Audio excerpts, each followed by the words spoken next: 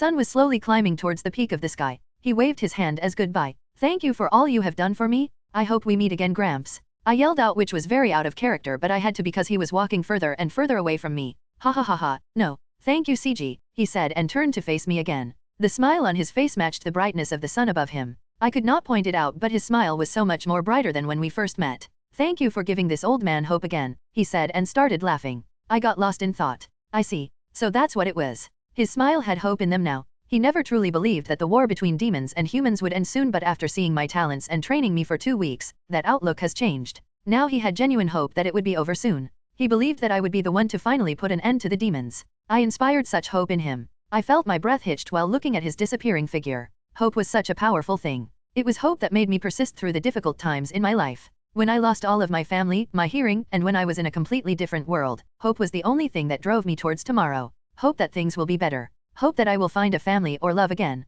I hoped I would be happy again tomorrow, just as I was yesterday. That's why everyone keeps fighting every day, isn't it? Hope. I will create a better future for this world with my blade. I swear. Image. Chapter 24, Shinobu Koko. CG's POV. Total concentration breathing or constant breathing. It was when the user of a breathing style constantly used their technique to enhance their body at every moment, be it night when they are sleeping, or day when they are eating. They practiced a constant purposeful breathing pattern which allowed them to stay superhuman. They heal better and they become stronger as well. There were few even amongst the demon slayer who could use this advanced technique. It required a powerful set of lungs which could only be achieved through hard training. I remember even Tanjiro, the main character, struggling with it in the beginning. But believe it or not, I never had trouble with constant breathing. In fact, I have been doing that since the beginning with my incomplete breathing. This was mainly because even though I never learned a breathing style, I trained my lungs from a young age since I knew how important they would be later on. Most of the time, I used my own breathing style, steroid breathing, as it enhanced all aspects of my body. Although it may not have forms, steroid breathing was the best when it came to constant breathing. But in the case of speed and traveling, the thunder breathing constant proved to be superior. My senses and aspects other than speed were not improved, but it made up for it with the sheer increase in speed. So with the help of thunder breathing, traveling proved to be much quicker and easier. That meant I was completing my missions even faster than before. While I trained for 2 weeks with Master Jigoro, I did not slack on my mission either and often used the demons as a dummy practice. This was why, right now, after 9 days had passed since Jigoro left, I was already on my last mission to become a Hashira. I have killed a total of 49 demons. I said with a smile, after completing this mission, I will finally be promoted to the rank of Hashira. In total, it has been 47 days since I passed the final selection, which is roughly a month and a half. With that, I have broken Jume and Muchiro's record of becoming a Hashira in 2 months. To be honest, I was a little excited. I mean, who didn't love pushing ranks? The sun was slowly setting in the western horizon. Its bright yellow light had turned into a warmer orange. The people finished up their work to get back home before dark while demons waited impatiently for the hunt to start. But as the demons hunt in the night, so do I. The mission I got this time was pretty straightforward. The mission was to slay a demon living in the Aya Valley. Many lower-ranked demon slayers had died trying to slay the demon, which was why they were giving the mission to someone they considered as strong as a Hashira. The demon was apparently bold enough to remain in the valley even after 3 attempts at slaying him, which told me that the demon was pretty confident in his strength. I should expect a strong one. This would be fun. After a few hours of traveling, I reached the Aya Valley. It was a very narrow valley located in the middle of 2 mountains. The valley had thick vegetation and the Aya River ran through the mountains, providing a freshwater source for the plants and animals. However, due to its steep gorges and dangerous landscapes, the valley was isolated, which puzzled me quite a bit. Why would a demon live here? There were no nearby humans on which it could feed. I stood at the top of a mountain and I looked down upon the land. It was dark, but my eyes easily pierced through the darkness as I searched for my prey like a hawk. But before I could locate my demon, my eyes caught something else, or should I say someone else? Is that? I asked myself while narrowing my eyes. Then I leapt off the mountain to fall into the valley. Raven pecked at my head in anger before she flew off my head. The wind rushed past my body as I descended into the valley. When I neared the ground, I used the tall trees to decrease my momentum and landed gracefully on the ground. I landed close to her. Little girl, why are you here? I asked the girl who caught my eye. It's dangerous, I said plainly while observing her. I was finally able to confirm my suspicion now that she was so close. She had dark black hair that faded to lavender at the end. Her eyes were hazy purple with no pupils, which made her eyes look like that of an insect. She wore a white and purple haori and she tied her hair into a bun while 2 strands framed her face. She had a small body, but with her youthful face, it made sense. Huh? Who are you calling a little kid? You look the same age as me, she said and turned to face me. I paused abruptly. Damn, she's pretty. I stared. I think I stared too much. What the fuck are you looking at, creep? Your eyes are creepy as hell. It's amazing how personality can drag down one's beauty. That wasn't a very nice thing to say, but understandable, I guess. For the record, I did not use X-ray vision. She had nothing worth peeking at yet as she was just a small girl. But she had potential. Pause. I am a demon slayer and I am on a mission to kill the demon living here. But who are you? I asked the girl. She seemed taken aback by my words. A demon slayer. She did not see a sword strapped on my waist, so I had to show her my otaki, which was sheathed on my back. Then I showed her my uniform under the haori. I see, she said. Well, my name is Shinobu Koko. I am a Tsugyuko of the Flower Hashira and a medical expert. I was sent here in case you get injured. The valley is quite isolated, so the master wanted me to come here and give you medical help immediately if you need it. Wow, talk about prodigal privilege. I assumed the higher UPS did not want to see a young talent like me die, so they sent her here to make sure I survived in case I suffered an injury in my mission. Since many lower-ranked demon slayers have died, there was a chance of the demon being strong. And this mission was particularly dangerous because even if the injury I suffered after the fight was not fatal, it could have led to death since there was no nearby help. I understand, I said. If that is all, I will immediately get to hunting the demon, I said and disappeared. I see him. The demon. I ran towards the place where I saw movement and smelled the scent of a demon. I pulled out my sword and my heart roared in my chest, preparing for a fight. Image of Shinobu. Chapter 25, Debate of Death.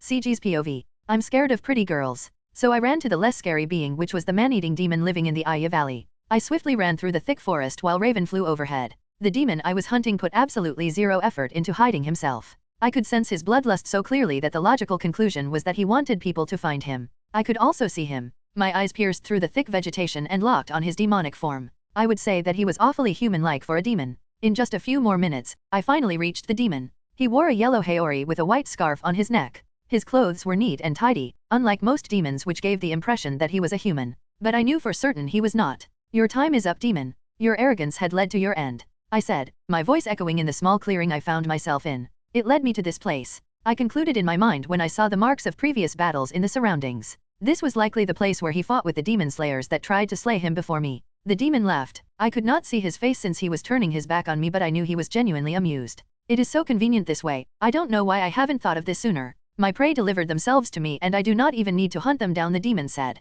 It was hard to tell, but I could make it out from the movement of his throat. "You have it all wrong, demon slayer. It is you who rushed to his own end," he said, and finally turned to face me. He had the face of a young man with 3x scars on his forehead and cheeks. But the thing that instantly caught my attention was the kanji in his eyes. The number 4 in kanji, that was written on his left eye. Lower Moon 4. I muttered in surprise before I looked down to hide my face. "Oh, are you scared, demon slayer? You people have been a bother to my master, so he gave us all an order to kill as many demon slayers as possible. I have been staying in this valley, calling them with my presence so that I can slaughter the lots of you," he said, even though I never asked. "I'm sorry," the demon said with a crooked smile. Veins popped around his eyes and his human teeth turned sharp. His face abandoned all humanity and finally turned demonic. "Actually, I'm not sorry." Then he shot at me with a burst of speed. I finally looked up to meet his eyes and I pulled out my sword before swinging at him. His claws met the sharp edge of my blade with a spark of friction and he halted in midair. His body tried to overpower me, but with refined technique, I resisted. My usually stoic face scrunched up to show anger. Because at that moment, I was absolutely pissed, livid even. "Why, you just couldn't show your ugly face sooner," I said and pivoted on my heels to deliver a back kick at the side of his body. Steroid breathing enhanced my physical strength and my kick broke his ribs and tore his liver. A small shockwave erupted and sent the demon flying to the side. I had every right to be angry at that moment. I had worked so hard to become a Hashira as fast as possible, which required me to either kill one of the 12 Kizuki or slay 50 demons. Since I did not know the location of the 12 Kizuki and because I was still not strong enough to take on the upper moons, I decided to become a Hashira by killing 50 demons. I nearly succeeded. I had slain a total of 49 demons and he was supposed to be the final demon. But he turned out to be one of the lower moons. If I had met him earlier, I would become a Hashira instantly without having to grind so hard. He just had to show up when his death would least benefit me. The feeling was exactly the same as that time in my past life where I studied the whole night for a test, only to find out the teacher was absent the next day. It's silly, I know, but goddamn was it frustrating. "You're pretty strong, that's a surprise. I guess they would send someone decent after the third time," the demon said, and a demonic smile split his face. "Blood demon art, velocity burst. That's new. I have never seen a demon use blood demon art like THA." My eyes shone bright and opened wide in absolute shock. It was because somehow, the enemy who was at least 5 meters away from me had suddenly appeared in front of me, arms pulled back to deliver a punch. His eyes were demonic red and his smile was straight out of a nightmare. The wind caused by his sudden appearance blew my hair and dried my eyes, making me want to blink. I could predict movements perfectly. I knew the language of the body better than anyone and my enemies spoke to me before they even made a single move. But what I couldn't see were spells, blood demon art. And the demon had just used some form of spell to appear in front of me. Time had slowed down to a crawl as my brain and eyes worked overtime to make up for the shock. I brought my sword up just in time to block his punch. I would block the hit and the demon's arm would be split in half since the sharp edge of my sword was shielding me. But then something happened again. A shockwave.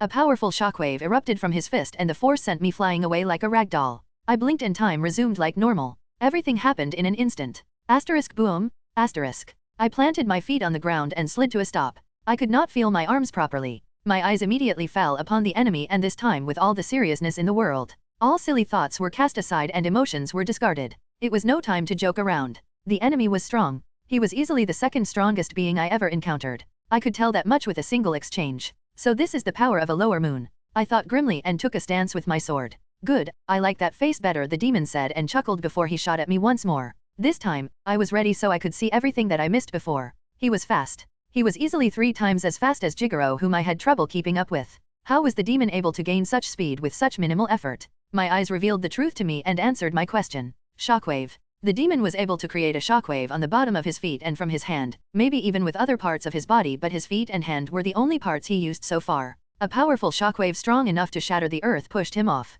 The speed at which he moved was so fast and sudden that his own body suffered internal injuries. Blocking was out of the option since the enemy could also create shockwaves with his hands, so I dodged the body which was coming at me like a meat cannon. But as the demon flew past me, I could tell from his body language that he had no intention of missing. Instead, he was readying his muscles to deliver another attack instantly. The twitch of his arm, the rotation of his hips and the side glance he gave me, all of these things told me of his next plan. I pivoted on my heel and leapt to the side and dodged the following attack before it even happened. Just as predicted, the demon exploded shockwave at his feet again and changed his trajectory. The sudden change in vector absolutely crushed his body, but he was a demon, he didn't care. But by the time the sequence of action was executed, I was no longer where I was supposed to be. The demon was forced to stop his attacks abruptly. His face told me he was surprised. I can still read him. That was strange, the demon said, but then shrugged his shoulder, thinking what I just did was luck or a fluke. He casually healed all of his muscle tears and internal injuries while cracking his neck. I also decided to get serious and I took a deep breath. Blue lighting sizzled as I inhaled and flames came out of my mouth while I exhaled.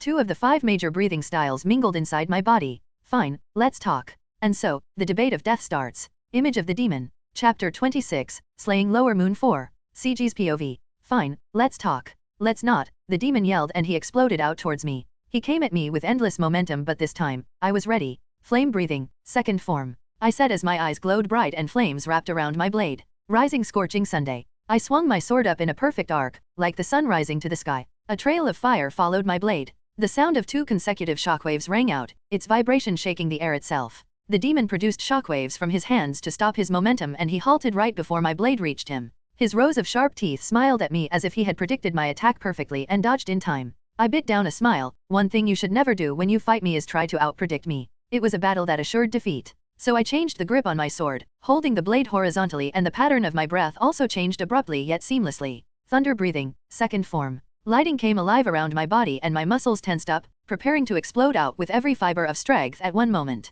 Rice spirit, I declared, and the following action exploded in one moment. My arm blurred and my blade became 5, slicing from different angles in one moment. That was the concept of the second form. It was to deliver 5 consecutive slashes at the enemy from different angles in one moment. The shocked demon did not even have time to react as I cleaved at his limbs one by one. I sliced off his left hand, and then his right arm. In less than a millisecond, I sliced off both of his feet as well. 4 slashes. With all his limbs cut off, he could not use his shockwave anymore. The last swing was aimed at his neck. But right before I decapitated the demon, he opened his mouth and a terrible shockwave shot at me. My head would have exploded in a gory mess it hit. So I stopped my swing midway and tilted my head to the side. The shockwave went right past my ear and left a dent on the ground. I had seen the way his throat contracted before the attack, so I had ample time to dodge. The shockwave also pushed the demon back and he escaped my range in an instant. But I was determined to capitalize on the opportunity. He let his guard down and it cost him 4 limbs. Now I had to cut off his head before he could regrow them. Thunder breathing, first form.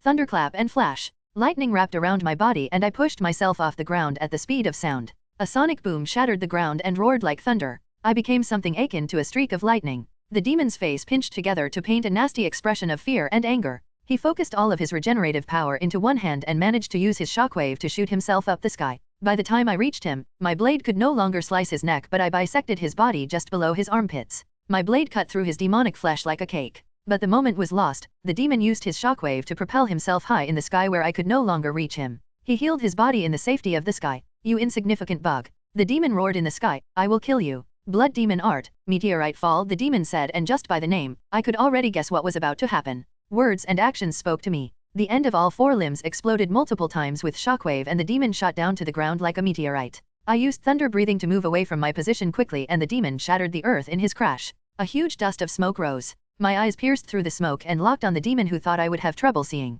He launched himself at me again, his body cutting through the smoke at sonic speed while I gripped the handle of my sword and took in a huge gust of air. Blood demon art, shockwave dance, the demon yelled. Thunder breathing, first form. I replied to his action. It was an exchange of words, an exchange of meaning and violence. Thunderclap and flash, I said, and after careful analysis of my enemy, I determined the amount of move required. 12-fold. Our body moved at supersonic speed. Our image became a blur of flash and shockwave as we exchanged 12 consecutive attacks in a matter of seconds. We were equal in speed, but he was stronger and more durable. On the other hand, I could read him like a book and predict his moves. Then I replied in such a manner that nullified his superior strength and durability. The sound of our exchange was like thunder and explosion, bringing chaos to the thick forest. Animals fled while trees were uprooted due to the shockwave and due to being used as a foothold. We were equally matched. By the end of our clash, we were already miles away from the previous clearing where we fought. I felt my body ache due to the exhausting nature of thunder breathing. To attain victory, I needed to end this quickly. Although it might look like I was at a massive disadvantage right now since I was tired and my enemy was a demon who knew no injury or exhaustion, it was actually the opposite. The end for the demon drew near because through our exchanges I finally had a grasp of his fighting style. I was now familiar with the rhythm of his movement and the patterns of his attack. What attack did he prefer? Which angle is his favorite? Which part of my body did he always target? What are the timing of his attacks? How did he react to an opening?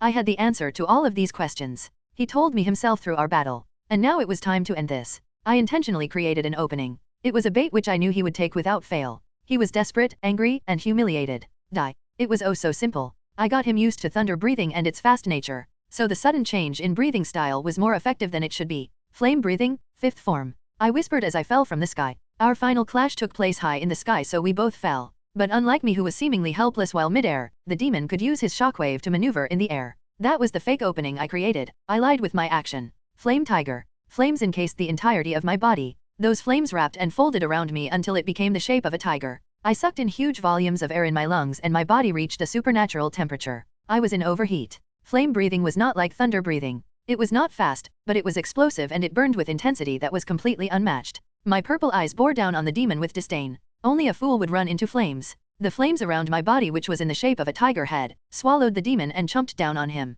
The canines of the tiger were my blades and they chopped him up into pieces. Flame breathing was more effective than other breathing style due to its close relation with sun breathing, so even a slash to his body damaged him greatly. The demon let out a guttural scream. It was times like these when I wished I was not deaf. Was his scream as helpless as the screams of my family? Was it as sad as mine on that fateful night? I hope so. No, I made sure it was so. Asterisk boom, asterisk. On that lonely night in the valley, at the young age of 13 and 11 months, I slew the lower moon 4 and became eligible to become a Hashira. Chapter 27, Heaven and Thighs. CG's POV. Good talk. I said while sheathing the sword on my back. I might not suffer any visible cuts or injuries, but I was beyond tired and I was sore all over due to the shockwave that the demon threw at me like candies on Halloween. Definitely going to feel worse tomorrow, I thought while taking a closer look at my body. Although I did not kill the demon with one strike like Jiyu did in the anime, I was still happy with the strength I displayed against the lower moon demon. Now I had a clear picture of just how strong I was. I was probably strong enough to take on any lower moon, although the first and second may prove to be extremely difficult, and I was definitely at the level of Hashira.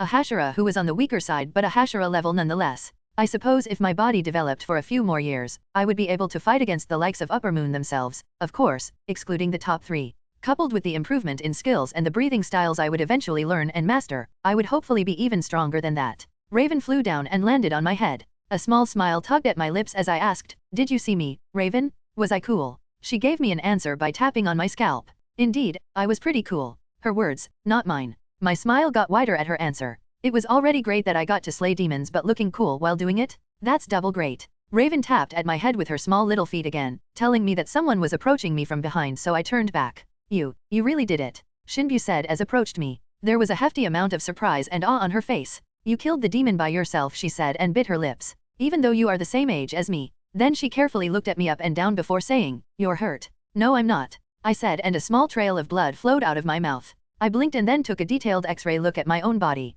"Oh," was what came out of my mouth. I actually suffered quite the injury internally. I sat on the ground and Shinobu quickly ran up to me. I guess all of the shockwaves that hit my body, although not a direct hit, caused a lot of trauma internally. Coupled that with the overabuse of thunder breathing, this was the result. "Don't worry, I have some medicine that can help you," she said and rummaged through the small bag that she was carrying before she took out a few pills. "Here, this will stop the pain and this will stop the bleeding," she said and came close to me. Too close, too close. I panicked in my mind as she brought her pretty face near my face. As you would expect from someone like me, I was not good at dealing with the opposite gender my age, especially if they were someone I find extremely attractive. I did not show that on my face though. Outside, I was stone cold. "Your face is heating up," she said. I could feel the heat in her breath. She put her hand on my forehead to check my temperature. "Is it a fever?" Luckily, Raven came to my rescue as she shooed Shinobu away like a protective girlfriend. I took a deep breath and relaxed my body as much as I could. "I'll be fine after some sleep," I said. The constant use of my eyes in such a high-intensity fight also caused mental fatigue. Although it was getting better, the main drawback of my eyes was always mental exhaustion, which caused me to need more sleep than normal. I laid down on the ground. "Shinobu, can you stay with me for a few hours? Thanks." And I was out cold. When you have eyes as good and as sensitive as mine, you learn to truly appreciate the beauty of the sun while also loathing its glaring rays. And this was one of those moments when I absolutely loathed the sun. The bright rays of the sun fell on my eyes and my lids were too thin to stop them completely. It woke me from my slumber and its unforgiving light made sure I never returned. Shit. It was uncomfortable since the rays were falling right on my face, yet I did not move a single muscle. I did not turn my head or cover my eyes to stop the brightness. Why? It was because of the soft supple pillow I was sleeping on. They were not actually pillows, and if you've read as much as me, you would know instantly what they were. Thighs. No, you read that wrong. I didn't say heaven, even though it's pretty close. I said thighs. Or maybe you're not wrong because aren't they the same thing? Tomato, tomata, and all that jazz. So as much as it was uncomfortable on my face, it was extreme comfort on the back of my head. And right now, the comfort eclipsed the discomfort. So let me stay like this for a while. No, fuck that. I should stay like this forever. Should I just die like this? You're awake. Shit. Don't move, she might just be saying stuff. I know you are awake. You're deaf, you're deaf. You're deaf. I can see you peeking, she said, and it was then that I realized indeed, I was looking up at her and reading her lips. I did not know when I opened my eyes, but I instinctively did, and now it was over. I can't get up. My back, it hurts. I said, and she stared at me with a dead face. There were no injuries on your spine or back. I checked, she said with a closed eye smile. So it's really the end. I sighed and sat up. I cracked my bones and stretched my arms before standing up and checking my surroundings. We were still in the same place, the only difference was that Shinobu dragged my body someplace under a tree. How long was I asleep? I asked. 9 hours, she said. I felt bad instantly, sorry for the inconvenience. How long did I use you as a pillow? Oh, don't worry about that. I only let you rest on my lap after the sun had risen. You were talking in your sleep and seemed to be having a nightmare, you see, she said. You said something about demons robbing you of everything and something about your sister. Shinobu said. I could see a hint of pity on her face. As someone who loved her sister, she felt sympathetic. Is that why she was giving me a lap pillow? Well, thank God for my unresolved issue. Whoever said traumas were bad? Like all things in the universe, even trauma had good and bad. I laughed at my own thoughts while looking away from Shinobu. It never felt good as a man to see pity from a girl he finds attractive. Speaking of which, is it weird that I find her attractive? She's like 13, and although she was more developed and mature than girls in my past life, she was still not a woman. Is it because I never crossed the age of 13 in both lives? Or am I just Drake? And this was not like a physical attraction I felt for a random beauty I saw on the street. This was more like, oh, I can see us marrying and having kids kinda attraction. Whatever, let me shelf that feeling for a moment and say it's due to my budding teenage hormones. This world infested with demons was not a good place to fall in love. Especially with a character that I know is going to die in her pursuit of revenge. Love comes after I wiped the demons from the face of the earth, never to take my love again. You never told me your name, Shinobu said, bringing me out of my thoughts. Oh, I said, feeling a tad bit embarrassed at my mistake. Well, my name is Seiji Shigen. Thank you for taking care of me. Image of Shinobu. Chapter 28, to the headquarters. Seiji's POV. Well, my name is Seiji Shigen. Thank you for taking care of me, I said, finally giving a proper introduction. She smiled, no worries. You barely had any injuries to begin with. It seems that it was due to fatigue or mental exhaustion that you passed out instead of an actual grave injury. Yeah, I feel much better now, I said. Shinobu was a kind girl. She was much bolder and straightforward than I initially expected, or at least how she was shown in the anime. She was still not that alluring Oni-san I remembered. Right now, she was simply a young girl of 13 years old. She was curious and showed lots of different emotions, but most of all, she was still very innocent. I could see this instantly from the way she spoke and from the way she behaved. My best guess was that her sister was still alive. She was yet to harbor endless hatred and pain in her heart. We had a short talk while we gathered up the supplies and the things Shinobu had taken out to treat me last night. Although she was not yet a demon slayer, she had already attained her genius in medicine. She asked me lots of questions due to her curious nature, which I appreciated because I could not keep a conversation. She asked me how the fight went, what my breathing style was and how strong the demon was. I answered her as well as I could. So Seiji, what rank are you again? She asked. Hopefully after this fight, I will be a Hashira, I said, and she blinked. She turned to look at me, her face changing to different expressions because at first she thought I was joking. But then my face and the tone of my voice told her that I was serious. A Hashira? That would mean I have already slain a total of 50 demons. I nodded. And the demon I fought last night was one of the lower moons. What? A lower moon? She asked in surprise. It was probably the first time in my life, but I was secretly happy to show off. But I kept it cool because a cool guy does not freak out while showing off. I acted like such feats were nothing, although secretly, I was extremely proud of my hard work and achievement. Yes, lower moon 4 to be exact. I see, no wonder, she said, and her odd eyes glazed in awe. I think she was impressed. You are like, super strong then. I rubbed my nose. I guess I am. Just then, a crow flew above our heads and started cawing. Raven immediately came down from the tree she was perching on and sat on top of my head. Caw, caw, Seiji Shigen, go to the Demon Slayer Corp headquarters? Caw, caw, Seiji Shigen, go to the Demon Slayer Corp headquarters? Caw, caw, Seiji Shigen, go to the Demon Slayer Corp headquarters. Well, I guess that's my promotion. I don't know where the Demon Slayer Corp headquarters is, I said, and the crow replied. Follow me, follow me, follow me. The crow flew away, trying to lead me to the headquarters. I did not move yet and looked at Shinobu with a smile. This seems to be where we part. I should return to the flower mansion as well, Shinobu said before standing up. It has been pleasant knowing you, Seiji, she bowed. The same goes for you. I hope we meet again, Shinobu. If you don't mind, you can visit the flower mansion anytime, she said, and gave me a bright innocent smile. I am going to assume that she enjoyed my company as I did hers. I will keep that in mind, I said and then disappeared from my place. The crow flew ahead and I followed him right behind, chasing his tail. I have come a long way since the night I lost everything. But now, it was finally time to take another leap. Here I come. 3rd POV. Shinobu watched as the boy ran after the Kizagai crow. His destination was the Demon Slayer Corps headquarters, a place she herself had never visited even though her sister was a Hashira. She made an educated guess, CG was probably summoned there to affirm his rank a Hashira. It was still hard to wrap that fact around her head. A boy her age had not only killed 50 demons but he had successfully slayed a lower moon by himself. He was incredible. There was something special about him. His presence alone oddly calmed her heart, and the more she learned about him, the more she was drawn to him. For example, the fact that he was able to accomplish everything he did while being deaf. At first, she did not realize he was deaf and she truly panicked when he didn't wake up no matter how much she called out to him. It was only when she did a thorough check of his body that she realized he was deaf. Speaking of checking his body, the image suddenly came to her mind and with it, red came on her cheeks. Apparently, he had an extremely attractive body even at his age. His body looked more sculpted than natural. The ratio, the shape, and the amount of muscles and fats were just right. That was to be expected since CG built his body with the help of his eyes. As someone who loves beauty, CG built his body not only to be strong but to look good as well. And Shinobu was educated enough in human anatomy to appreciate his hard work. A deaf swordsman, she hummed. He reminded her of the strongest person she knew, the stone Hashira Jume. Maybe he would grow up to be as strong as him. Whatever the case was, Shinbu felt an odd peace in her heart. With people like him fighting alongside the Demon Slayer Corps, maybe this war would finally end. Meeting him gave her a brighter hope for the future. CG being cool and stuff. Chapter 29, Perfect Welcome. CG's POV. I followed the crow for half a day. It proved to be quite a fun challenge as it flew over rivers, mountains, and valleys while I had to do everything I could to catch up. But in the end, I never lost the crow and right at noon, I reached the Demon Slayer Corps headquarters. This place is nice, I said while looking at the huge mansion and compound. The place was hidden between a range of mountains with barely any forest. The trees surrounding the place were all cut down. I assumed it was to get easier view of anyone who approached the headquarters. A demon would be spotted before he got too close. There were also many Kizagai crows who acted as security. There were walls surrounding the compound and they perched on top of that. Raven flew off my head and decided to join her fellow Kizagai crows.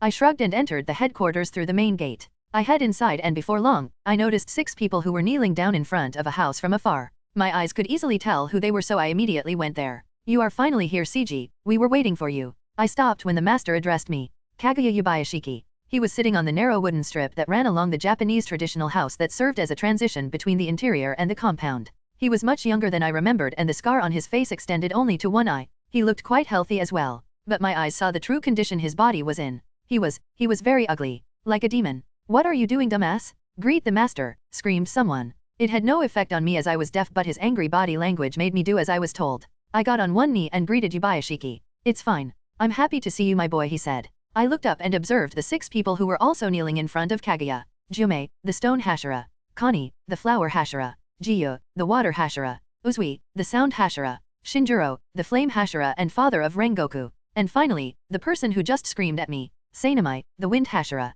These people were the existing Hashira today. The first thing I noticed about them was the sheer aura of strength oozing off them. Just one glance and I could tell that no one was inferior to me. I guess things were quite different at the top. I'm getting excited. Okay, so now that everyone is here, shall we begin our meeting? It has been only 3 months since the last Hashira meeting, so you must all be confused why I had summoned you again. I'm sure you are curious. Yubayashiki said. I could not hear his voice, but I assumed it must be quite lovely and charismatic because every single Hashira present listened very closely. We, the Demon Slayer Corps, finally gained a new pillar today, he said, and all of the Hashira were caught by surprise. They all turned to look at me. Allow me to introduce you to the new Hashira, CG Shigen. Yubayashiki said with a gentle smile that held unveiled wisdom. The Hashiras present eyed me up and down. I could feel their analytic eyes as they tried to gauge my strength. The more experienced ones like Shinjiro and Uzui nodded, acknowledging my strength, while the young ones continued to be incredulous. Especially the weakest of the bunch. Him? Master, are you sure he is qualified? Sainamai asked while glaring holes at me. The guy got serious anger issues, but he looked fun. I am sure, Sainamai. If anything, CG here could not have been more qualified. After all, he succeeded in killing 50 demons while also slaying one of the lower moons. Yubayashiki declared, eliciting gasps from them. The wind Hashira shook in his place for a while before he looked up, eyes even angrier. I'm sorry, master, but I don't believe that. Please grant me permission to test his strength. The others looked at him with wide eyes. They were surprised at how daring Sainamai was to say such things in front of their master. Does he mean to accuse the master of lying? Respect has always been a major virtue for Japanese people. So they all had ultimate respect to Yubayashiki, who was their benefactor and their master. especially since they were basically samurai and Yubayashiki was their lord. Yubayashiki had a small frown on his face. Sanemai, I dash. That was when I cut in. I accept. They all turned to me again. I accept his challenge to test my strength. Are you sure, CG? You just fought a lower moon last night, he asked me, his face concerned. Yes, it will be fine, Lord Yubayashiki, I said and turned towards Sanemai with my eyes releasing a purple hue. Besides, I am not the only one who had a tough fight last night, I said. I could see fresh wounds, broken bones and a few other internal injuries on Sanemai. It seemed he had a tough fight just recently as well. But after hearing the summon, he came to the headquarters immediately. Huh? Why do you accept? Are you looking down on me, boy? Sanemai said. Veins popped on his face to show his anger and agitation. He stood up and walked towards me with slow, intimidating steps. I could almost see fire and volcano behind him. He stood in front of me. He was around 2 years older, so he towered over me. While I stood at an impressive 5 feet 5 inches feet, he was 5 feet 10 inches feet. I said, "Are you looking down on me?" He repeated as he towered over me. I ignored him and moved my head to the side. I gave a look to Yubayashiki and after a while, he gave a helpless smile and nodded. Yes, so it is decided. I always wanted to fight against a Hashira. This will be a good time to test them, especially Sanemai, who was one of the strongest character in Demon Slayer. Let's see the level of my future allies. I can't let you get close, I said and pushed Sanemai as hard as I could. Perfect movement allowed me to push him with perfect technique, so he fell on his butt. I created distance between us and I heard the sound of something cracking. Sanemai's face was stiff with anger and I saw steam coming out his nose. You bastard, he yelled and pulled out his katana. I replied to his action by pulling out my long sword, Otaki. Let's resolve this through talking, I said and Sanemai exploded out. His body easily cut through the air, as if the atmosphere was making way from him. Not a chance. Wind coated his body and he exploded out like a hurricane. Since he was only using constant breathing, I did the same. Steroid breathing? Power flowed through my muscle, boosting the overall performance of my body. Then my eyes read every little details about my opponent. I learned a lot from one attack, but one thing was certain, he was likely the onest amongst the Hashiras present and I suspect that it wasn't even long since he became a Hashira. I swung my sword at him. Our swords clashed and created Saperke. I smiled. A perfect welcome does exist. Image. Chapter 30, Sanemai vs CG. CG's POV. Here's an interesting fact. I was 10 times better at fighting humans than I was demons. If I were to fight against Yoriichi or Muzan, I believe my chances of victory against Yoriichi would be higher. This was because of 2 reasons. Firstly, it was because humans could not use spells and they could not manipulate their flesh on whims. This limitation of humans made my eyes extremely more effective against them compared to demons. And also because I have spent more than 5 years fighting against men. It was only recently that I learned to fight against demons. This was a direct effect of not having a demon slayer as a master. So as Sanemai rushed at me with his sword, I did not feel any pressure. My eyes saw him as less of a threat than the demon I fought last night. Our swords clashed and produced sparks. My muscles tensed at the weight of his raw strength. As someone who was older and hence bigger, he was physically stronger than me. But if someone looked closely, they would notice that I was overpowering him. You might ask how that was possible, and the answer lies in the difference between our techniques. To put it bluntly, I was in a completely different realm of mastery over the sword compared to him. In Kendo, we used wooden swords, so pushing against each other using our swords was one of the most important techniques. I knew exactly which muscles to engage and the location of the sword where I should apply my strength. Sanemai gritted his teeth as a new vein popped in his forehead. His eyes were bloodshot with anger and hatred for the world. He put more strength into his sword, reversing the situation as his overwhelming raw strength overpowered me. I revealed a small smile. Another thing I should mention is the difference in our swords. The katana is primarily used as one-handed sword in this world, while the otaki is a two-handed sword. So I calmly put my other hand on the hilt of my sword, using 2 hands, and in an instant, I overwhelmed him. A small shockwave erupted and I pushed Sanemai back, sending him sliding away. You bastard, he yelled and charged at me. But he was stopped on his track when the end of my blade suddenly found his neck. My sword was longer than his, meaning I could cut him into pieces where he could not. Ha, he roared and knocked down my sword and came charging at me again. I calmly took a single step back and pulled my sword. He tried to dodge my blade by ducking, but as if I could see the future, the tip of my blade was already near his neck again. He leapt back immediately to collect his thoughts. He did not charge at me afterwards and simply stared at me from a distance. He slowly walked around me like a predator sizing up his prey. I also walked away from my location, not underestimating him since he was a Hashira. We walked around each other in a circle. We didn't stay still because going from motion to motion was faster than going from being still to motion. His muscles tensed, and his grip on his sword tightened. There was also slight twitches in his quad muscles and his arms, but he never committed to an action. Each attack hesitated until they ultimately died down before even being executed. He started sweating while I smiled. He has excellent instincts, I thought to myself. He had attempted close to 100 attacks during the short time, but all have failed. He could feel instinctively that each attack would be met with failure. He found no openings in me. There was no way to approach and cut me down. Fighting me was like fighting against your own reflection. With the help of my eyes, I could read every twitch of your body and predict your attacks and movements. Then I would change my own posture and position to perfectly counter those attacks. The closest thing I could compare our current situation was two boys arguing in the park, trying to find out who could count bigger than the other. One boy said 1,000,000 and the other said 1,000,000 plus 1. Then again he said 1,000,000,000 and the other boy said 1,000,000,000 plus 1. 1,000,000,000,000 and 1,000,000,000 plus 1, a quadrillion and then a quadrillion plus 1, and so on. The point was that it was impossible to beat me in this game. No matter how well you plan, I would use those same plans against you. Like how the little boy used what was said to him and only added plus 1. I did not need to plan, I did not need to straight guys. I would simply read you and then use your own plan against you. It must be truly frustrating to fight against me. I wish I never had such an unfortunate fate.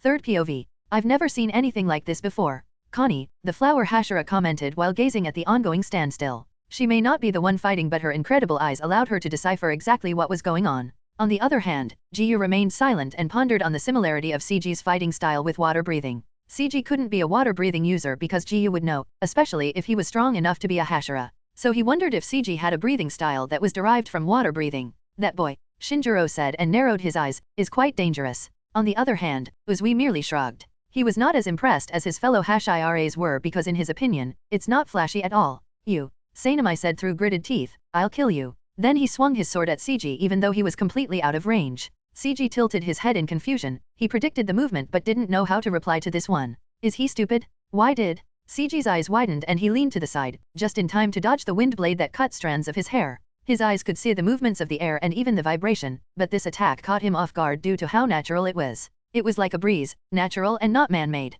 Whoosh! That was the opening Sanemai had been searching for all this time. The moment he saw it, he took it and came at CG like the wind. Wind breathing, first form. He took in huge volumes of air and dashed towards CG. Dust whirlwind cutter. At least this time, CG was able to predict that he was going to use his breathing style. The expansion of his lungs, the increased flow of his blood and his heart which roared like an old engine coming to life were all indicators. Sanemai spoke. But then Sanemai disappeared from his eyes and instead, what came at him was a horizontal tornado. The wind wrapped around Sanemai and he violently blew forward like a whirlwind. All of the winds produced were as sharp as blades, ready to mince anything that crossed the air path. CG's eyes locked on the wind Hashira as he came like a green blur of sheer speed and tornado. Flame breathing, fifth form. Air turned into flames as they entered his mouth. Flame tiger. His long sword was wrapped in flames, and a yellow aura clashed against violent green. Flame was not like the wind, it was not violent or rushed at the enemy to destroy them. Instead, a flame burned bright and hot in its place, ready to destroy anything that dared approach its flickering presence. The heat was a warning,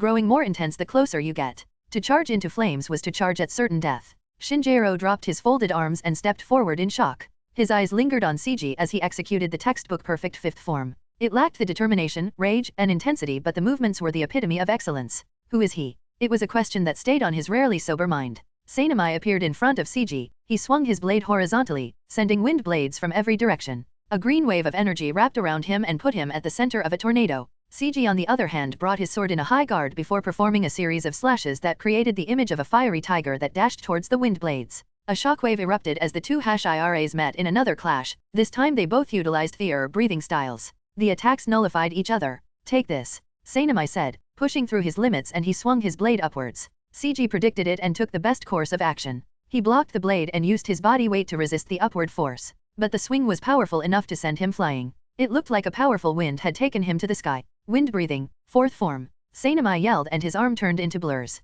He released multiple whirlwind slashes from below CG. Rising dust storm. The place was engulfed in dust, blocking the scene of what was happening. Green blades made of wind rushed at CG. It was unbelievable how sharp the wind could get. Flame breathing, fourth form, CG said calmly from above. Then he performed circular slashes that whizzed through the wind blades. Blooming flame undulation. He painted the image of a beautiful red flower while blocking every single wind blades that came at him. His movement was elegant and each stroke served a deep purpose, directed by his purple eyes that saw through the world. As if they were rivals by birth, the fourth forms of both breathing styles perfectly countered each other. Amidst the rising dust, the onlookers only heard the exchange of blows as yellow blade and green blade met in a flurry of attacks. After multiple exchanges, both Sanemai and CG emerged from the smoke at opposite directions. Their eyes were focused as they slid to a stop. Then they exploded out again. Wind breathing, first form. Sanemai turned into a tornado again.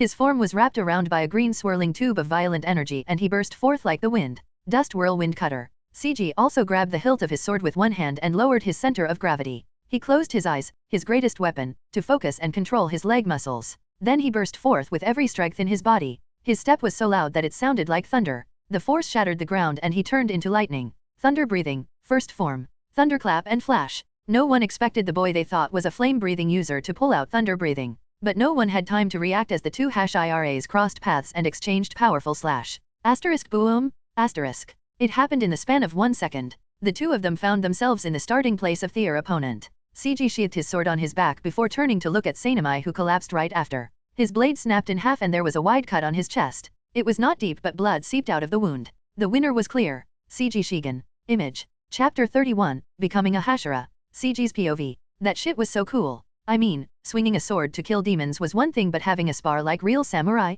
That's another level of awesome. What kind of boy had not dreamt of having a cool sword fight? With my eyes, I was able to see the special effects of breathing styles as well, which made the experience even more awesome. For real, this was a cool anime type shit. If there are people watching me, please make a cool edit of that fight with those trending songs in the background and let the beat sync with our clash. That should be enough. I hope you are satisfied. I said. The tone of my voice was dead, as usual. Whatever it was I was feeling inside, I did not let it show. My outer appearance was stone cold because it was cool only as long as you didn't acknowledge it. That was the line between being cool and cringe. You. Sanemai said through gritted teeth, but he stopped when Yubayashiki spoke. That is enough, Sanemai. He threw his head to the side and clicked his tongue, but otherwise, he obeyed the words of Yubayashiki. The outcome was just as I expected, he said with a knowing smile. CG here is the national champion of Kendo. He was hailed as a one-in-millennia genius and his swordsmanship is said to be unmatched. The Hashiras acknowledged his words and even Sanemai was forced to accept the fact. My swordsmanship was undoubtedly superior to his. Well, if there is no more opposition, let us officially welcome our new pillar, Yubayashiki said. CG.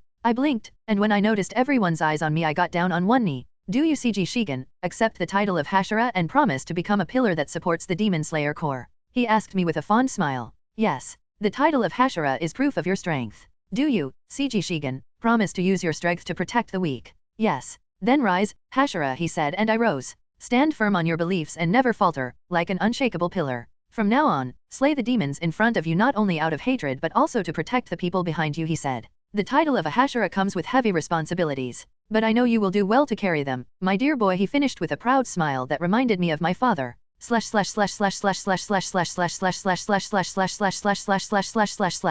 That is all for now. I will give you time to get to know each other. And CG, please meet me after you are done. Yubayashiki said weakly before he disappeared into the house. Now that left all of the Hashiras in the courtyard. The situation reminds me of when parents leave their children, who never knew each other before, in a room and tell them to play with each other. The rest of the Hashiras started talking amongst each other. Uzui approached Jume with a friendly smile before they engaged in some kind of gossip. Jiyu went to Sanemai, but the Wind Hashira yelled at him to leave him alone. Jiyu was yelled at and ignored, but before things escalated, Connie got in the middle of the two. Sanemai behaved like a well-mannered kid in front of her. And that left me with the only remaining Hashira and the one I least wanted to interact with. Tell me, kid, where did you learn flame breathing? It is Shinjiro Rengoku, the flame Hashira. But I know him as the asshole father in my mind. I immediately did not like him Jews because I was friends with his son. Your son taught me. Kyojiro? He asked. His face showed surprise. You know him? Yes, I do. I said. We participated in the same final selection, which is where we first met. He taught me the flame breathing style while I taught him swordsmanship. I see. He said and looked down. So you are telling me that you learned flame breathing only recently and you are already that good with it? Yes. Some people really are born with unparalleled talents. People like us can't hope to match no matter how hard we work, he said with dry chuckles. Yeah, I did not like him. He stayed silent and took a swig of alcohol from the gourd he had at his side. But then I saw something flash in his eyes and his next words came out hesitant. So, how is Kyojiro? It started off low, but with each question asked, it grew expectant. How is he compared to you? How did he do in the final selection? What is he like when fighting a demon? I did not answer instantly. My eyes carefully observed his face, trying to read his emotions, and I was only met with genuine curiosity. So I replied genuinely. He is incredible. My voice didn't falter because it was the truth. I wish my spirit could burn half as fiercely as his. Unexpectedly, Shinjiro laughed. It was a genuine laugh that came from irrepressible joy. You jest, he said, but my eyes could not ignore the pride on his face, pride for his son. Be careful in your missions, kid. We don't want to lose a talent like you, he said with a tap on my shoulder before he took another swig of his alcohol and walked past me. That was weird. I looked at the back of the veteran Shira. He was just a broken man barely held together by his sense of duty. But at one point, he used to be the strongest of his era. Maybe, I was wrong in my judgment. After Shinjiro was gone, the other Hashiras came up to me one by one to introduce themselves. It was quite the experience, meeting people whom I once thought of as a fictional character. Since it was our first time meeting, there was not much interaction. They said their names, their title, and how they looked forward to working together with me. I imagined this is what it would feel like when there was a new worker in the office. But amongst all of them, one Hashira in particular stood out to me. And surprisingly, it was not the flower Hashira. It was Jumeheimjima, the stone pillar. It's a pleasure to feel your presence, he said in a voice I imagined to be as firm as a boulder. He was absolutely stunning. And I swear I'm not gay. He was easily the strongest Hashira, heck he might be the strongest human alive. His body was a sculpture, a masterpiece created by the greatest mason. Thick fibers of muscle wrapped around his gigantic skeletal frame. His muscles are far more than mortal flesh. If gods were real, they would be made of the same thing as Jume was. Even demons did not have the monstrous physique that he had. Even Muzan himself could not compare to the sheer raw power emanating from his body. A god of war. If Rengoku's body was bred to fight, Jume was built to demolish everything that stood in his way. Normally, I would find such a monstrosity ugly, but there was a weird beauty in him. It was the charm of the pinnacle of strength. White eyes, blind and unseeing, stared down at me. I felt like those eyes saw more than normal eyes could ever see. I could feel his gaze into my soul. If you need any help, be sure to come to me, he said before he walked away, all 8 feet of him. After all the introductions were done, I headed into the traditional Japanese house to meet Yubayashiki. The moment I entered, I found him lying down on a futon and Lady Amane was beside him. The thing Yubayashiki wanted to talk about was regarding last night. He wanted to know in detail about the 4th lower moon demon since the 12 Kizuki were the strongest demon. I briefed him about how the battle went, the strength of the demon, and the abilities he possessed. I also informed him about what the demon said to me. Muzan Kibutsuji was giving orders to the 12 Kizuki to kill as many demon slayers as possible. He promised his blood as a reward to the demon who did a good job. That would explain the sudden loss of my children. We had more causality in the past 2 weeks than we ever did in a month, he said. The spike in his blood pressure displayed his grief. Then he asked me an unexpected question. It was regarding my encounter with Muzan in Tokyo. I was surprised he even knew about it since I did not make a report. He said it was good that Muzan was blending with the humans instead of committing genocide. But he still thinks that we are not ready to face him yet, so he has done nothing to provoke him. He said the information they got because of me was invaluable and so was my ability to see through his disguise. When he asked me what I thought of the Demon King, I said, even if all of the Hashiras here fought against him at once, we would only be slaughtered like pigs. The Demon King has power beyond your expectation, I said. Yubayashiki showed a mirthless smile, so we really stand no chance. Give me 5 years, I said after a long stretch of silence. He looked towards me, his face colored in surprise. After 5 more years, I promise to be strong enough to slay the Demon King, I said, my heart resolute, and I hoped my voice reflected it. Yubayashiki simply stared at me for a while before he burst out in a chuckle. But there was no ridicule or amusement in his laugh. Those are strange words coming from someone who was shaking just by mentioning Muzan's name, he said. Was I trembling while talking about Muzan? But he said and smiled, it's strange that I believe your words. You have a unique soul, CG, one that is capable of inspiring hope in the people around you, he said. Did you know that Jigoro sent me letters after years of isolating himself from the Demon Corp? He had been in a downward spiral since he lost his leg, but meeting you had given him a brighter hope for the future. All he could talk about in his letter was you. Never lose that part of yourself in the long journey that awaits you. Please keep on fighting against the evil demons as the pillar of hope, Yubayashiki said. He really had a way of charming people with his words. I could see why he was so respected even by the strongest people in the world. After our discussion ended, I headed towards the exit to leave, but he said one final thing to me. Oh, and happy birthday, CG. I paused. Did I get that right? Was it my birthday? I wouldn't know because I never celebrated my birthday since my parents died. The birthday celebration was also not a huge thing in Japan yet. Thank you, I said and left. And so, at the age of 14, I became a Hashira of the Demon Slayer Corporate at recorded time. Image of Yubayashiki. Chapter 32, Rest. CG's POV. Oh, you're done already. A face without flaw was a rare find when you have eyes like mine, and she was one of those rare finds. Even the parts you thought were flawed, when they came together on her, they made a very pretty face. She was beautiful. She greatly resembled Shinobu from the anime, except she had different eyes and she was taller. Her mannerisms and behavior were also similar. She was hot, in an Oni-san kinda way if you know what I mean. And also, she's going to die. Excuse me, Connie said. Shit, did I say that out loud? Sorry, it's nothing, I said before whispering, I won't let it happen anyway. The whole point of my existence was to change destiny for the better. The story of Demon Slayer won't end as tragically as it did, and I won't let everyone die. That's one of the reasons why I fight, to create a better and brighter future. Can I help you with something? I asked Connie. There was no one else in the compound as all of the Hashiras had left to continue their missions. Well, everyone left except for Connie, who for some reason was waiting for me. She giggled softly. No, not me. It's you that needs help. She then walked towards me much to my nervousness, and only stopped with an inch separating us. She was so close that I could feel the aura of beauty and sexiness from her. She was 5 feet 6 inches tall, and that meant she was taller than me. She simply smiled, not only with her lips but somehow with her eyes. She was expecting me to say something, to ask for help, I'd assume. But what came out was far more honest. Step on me. That threw her for a loop. It was a bit perverse of me, but honestly, who could blame me? She was a beautiful Oni-san and she was taller than me. Many people paid for these types of things and I was just asking. No harm done. I'm not a simp.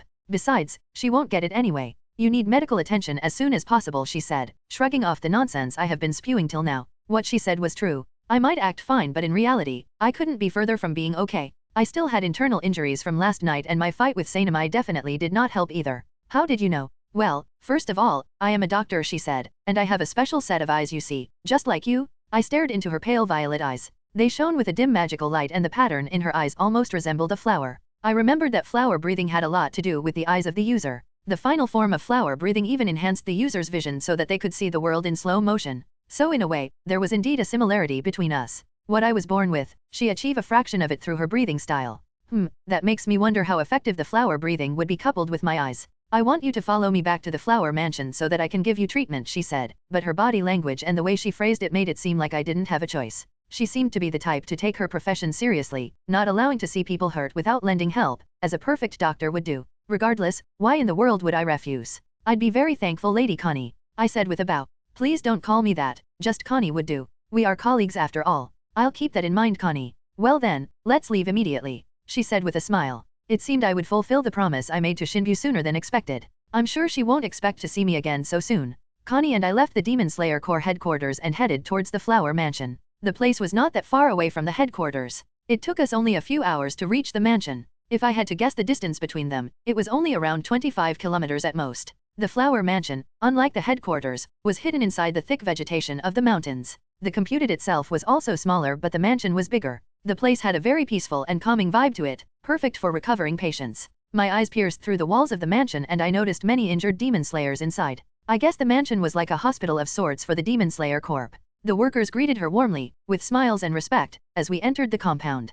Connie led me to the patient room of the mansion where she herself immediately gave me treatment. Most of my injuries were internal, so I was given pills and medical herbs to help my recovery. She also applied ointments on my arms which were apparently fractured before she wrapped them up in bandages. She was extremely professional while she worked, prompting me to not strike up a conversation, which was not really an issue since I wouldn't be able to start a conversation anyway. After all the treatments were done, Connie told me to rest on the bed and she advised me not to be in action for a few days. I had no problem with that. I had been constantly fighting due to my speed running, but since I finally accomplished my goal, I think I deserve rest. Although I would like to go around the compound and search for Shinobu, I put the task for my future self. Right now, I just want to sleep and rest. And so I did. 3 RDPOV. The chapter was short but it ended with a satisfying conclusion without any cliffhanger. It would be awkward to add more content to the chapter, but it is still way shorter than the average chapter. So let us take this chance to see how people thought of our boy CG. 1. Yubayashiki Kaguya. He thinks CG Shigen is a boy with a good heart who was greatly wronged by the world. His story and his disability reminded him of Jume, and he also believed that CG has the potential to be as strong as the stone Hashira, if not more.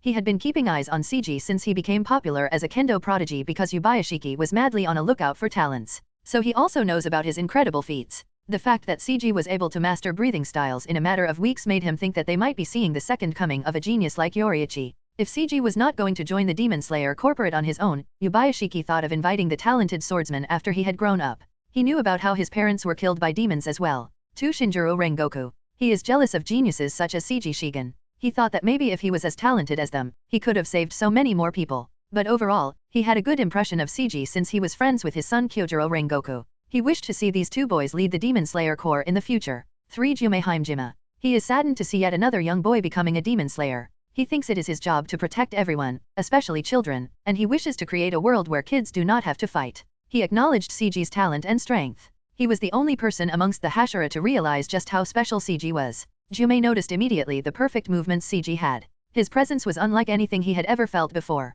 It reminded him of the vibrations of rhythmic music. 4. Gyutomyoka. He doesn't really care much, but he admires real Hashiras like CG. He is greatly impressed by CG's fighting style and thought of inviting him to learn water breathing if he truly is able to learn multiple breathings. Maybe the Demon Slayer Corp would finally have a worthy water Hashira then. Seeing someone nearly 3 years younger than him be that strong and reaching Hashira inspired him to train harder again and made him realize he couldn't slack off while he held on to the title of Hashira.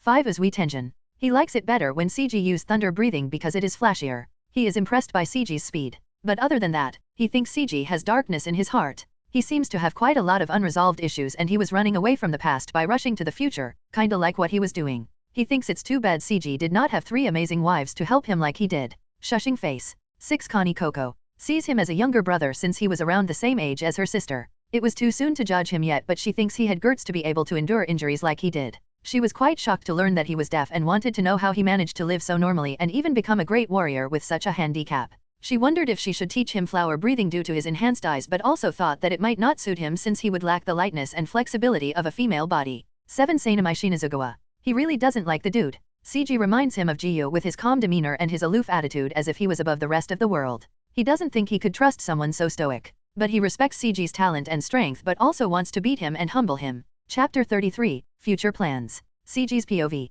The only drawback my eyes had was mental exhaustion. This was completely reasonable because seeing so many things in detail and many others that normal eyes were never meant to see, any human brain would be overloaded with information. When I was young, I would have to sleep at least 12 hours to deal with the mental exhaustion. But as time went on, the requirements became less and less. Still, surviving on barely 5 hours of sleep a day would be harmful to any human body, much less a body that has a special eyes such as mine, which was exactly what I had been doing in the past 2 months. I forced myself to fight and work with only 5 hours of sleep every day. And clearly it had taken a toll on me because right now, I felt incredible. I did not know how long I slept, but I felt so amazing and good that I hadn't even opened my eyes yet. In a world of complete silence, deep sleep was guaranteed. And even though I had woken up, as long as I did not open my eyes the world was completely silent and still. It was a great time to have an internal monologue. The question is, how do I plan to move forward from now? What was the plan? What was the next goal? I had become a Hashira and I now held the most influence and power a demon slayer could get. So, what's next?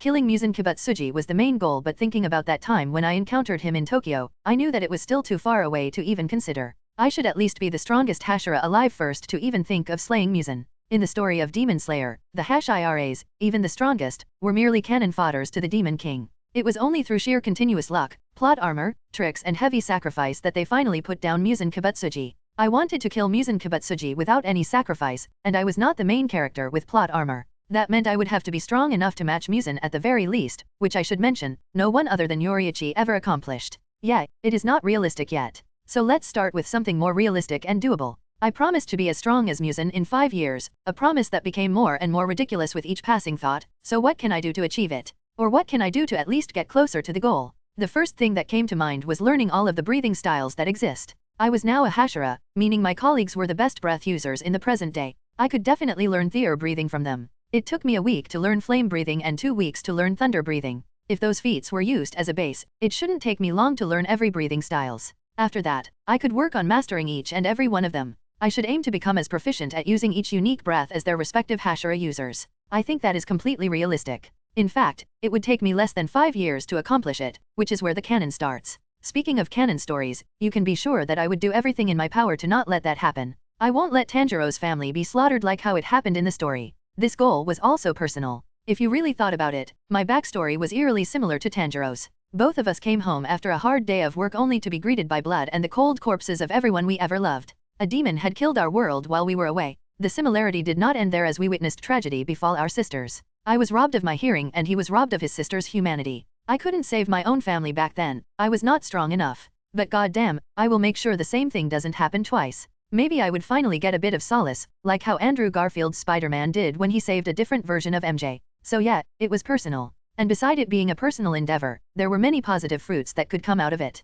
Firstly, I could learn Hitokami Kagura, which is basically a watered-down version of sun breathing. Secondly, I could learn the location of the blue spider lily from Tanjiro's mother. For those who don't know, the blue spider lily is said to have the power to give demons the ability to walk under the sun and be resistant to the Nichiren blade. Muzan had been searching for it for centuries and the demons were created with the objective of finding the blue spider lily for him. There were also many other things like the possibility of saving Tanjiro's father and convincing the absolutely broken character to join the Demon Slayer Corps, etc. The only problem was that I had no idea where Tanjiro's house was located. The only thing I remembered was that he used to sell charcoal in a village near their isolated home. I have no other clue. But then again, Japan was a small island. How hard could it be to find one home? And what else is there?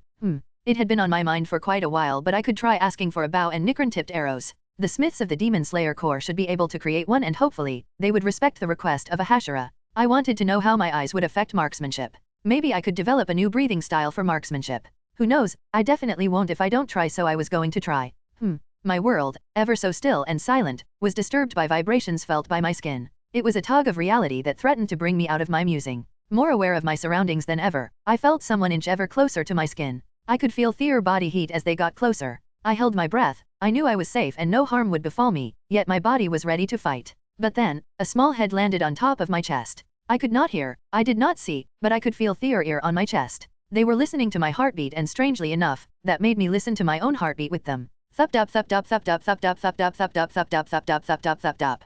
Thup dup thup dup thup dup thup dup. My heart beats firm and consistent. Finally, I opened my eyes to see whose head was on my chest. The moment I saw who it was, I felt my heart stop beating. It was an old man. What the actual fuck? I yelled and quickly pushed the old man with a creepy smile off my chest. It was unlike me to raise my voice, much less straight out yell, but the situation deserved it. I was truly shocked out of my mind. What do you think you're doing? I asked. I was checking if you were still alive or if you had problems. Lady Connie told me to check every 6 hours, the old man said. That's reasonable. Why was I so shook anyways? And why do I feel a gigantic sense of disappointment wash over my entire soul? Well, the answer was obvious. I was expecting him to be Lady Connie or even Shinobu, but I guess I was wrong. I really shouldn't get my hopes high just because I woke up on the lap of a beautiful girl once. That was embarrassing. I noticed movement on my side, so I looked towards the window to see Shinobu peeking in like a kitten. A playful smirk danced on her lips and her eyes glazed with mischief. Yes, it was, she said. God, why did I say that out loud? Thank you for keeping an eye on him,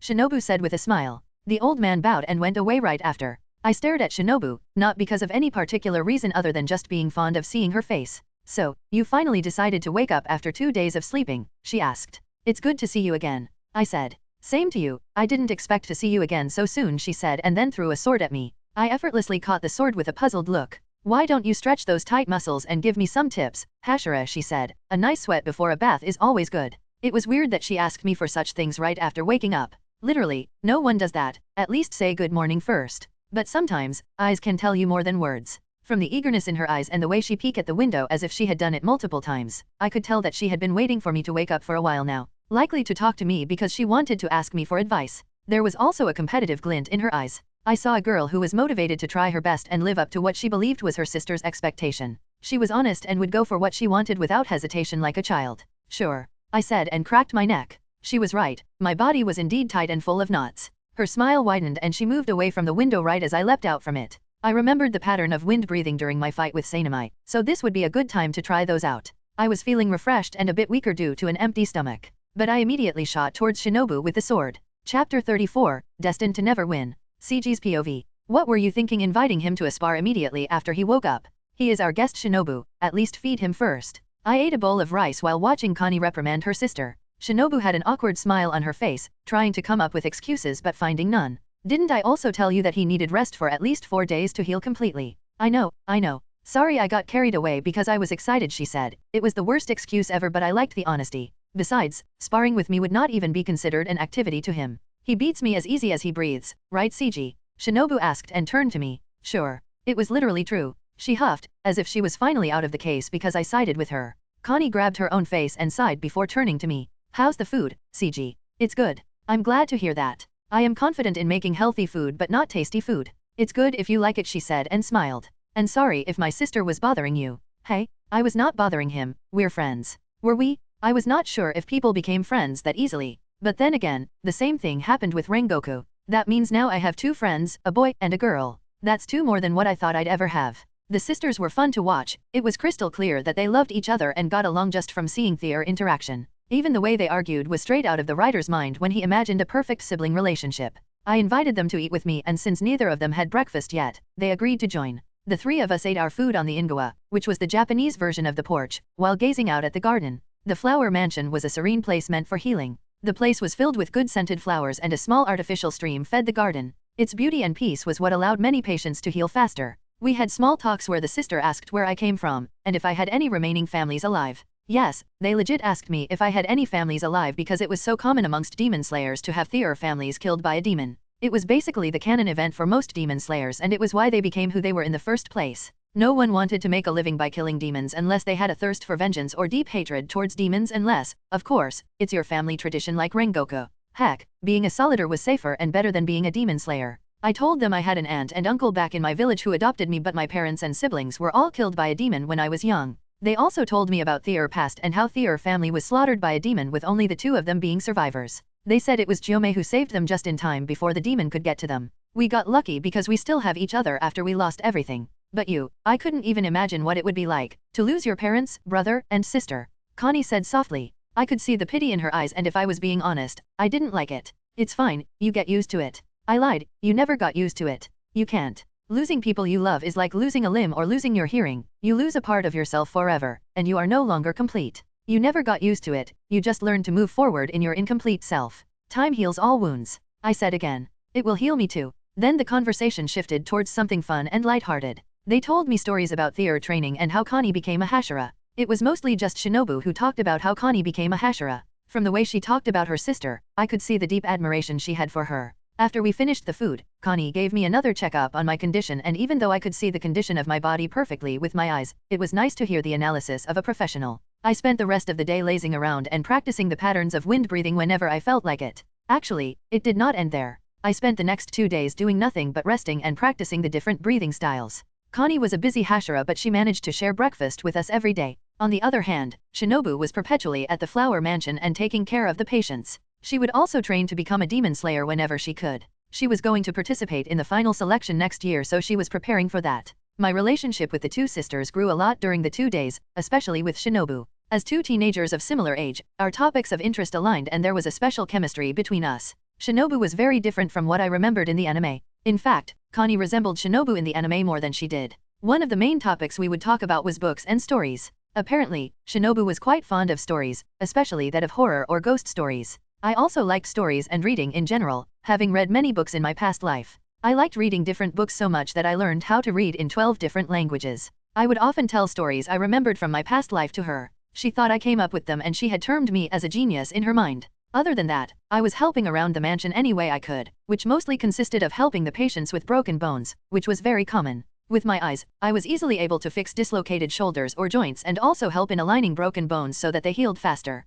But after 2 days had passed, I was finally allowed to be in action again. And my peaceful life came to an end. It was short but sweet. The first thing I did after being told I could fight again was as anyone would have expected. Let's have a match between us, Connie. I said. It has not even been 1 second. She blinked. Well, I have been staying stagnant for too long. I needed to continue my journey towards strength, and what better way than challenging strong opponents? I have also been curious about flower breathing, so I really wanted to see it in action. I guess it can't be helped, she said, and we went out to the yard to have a match. /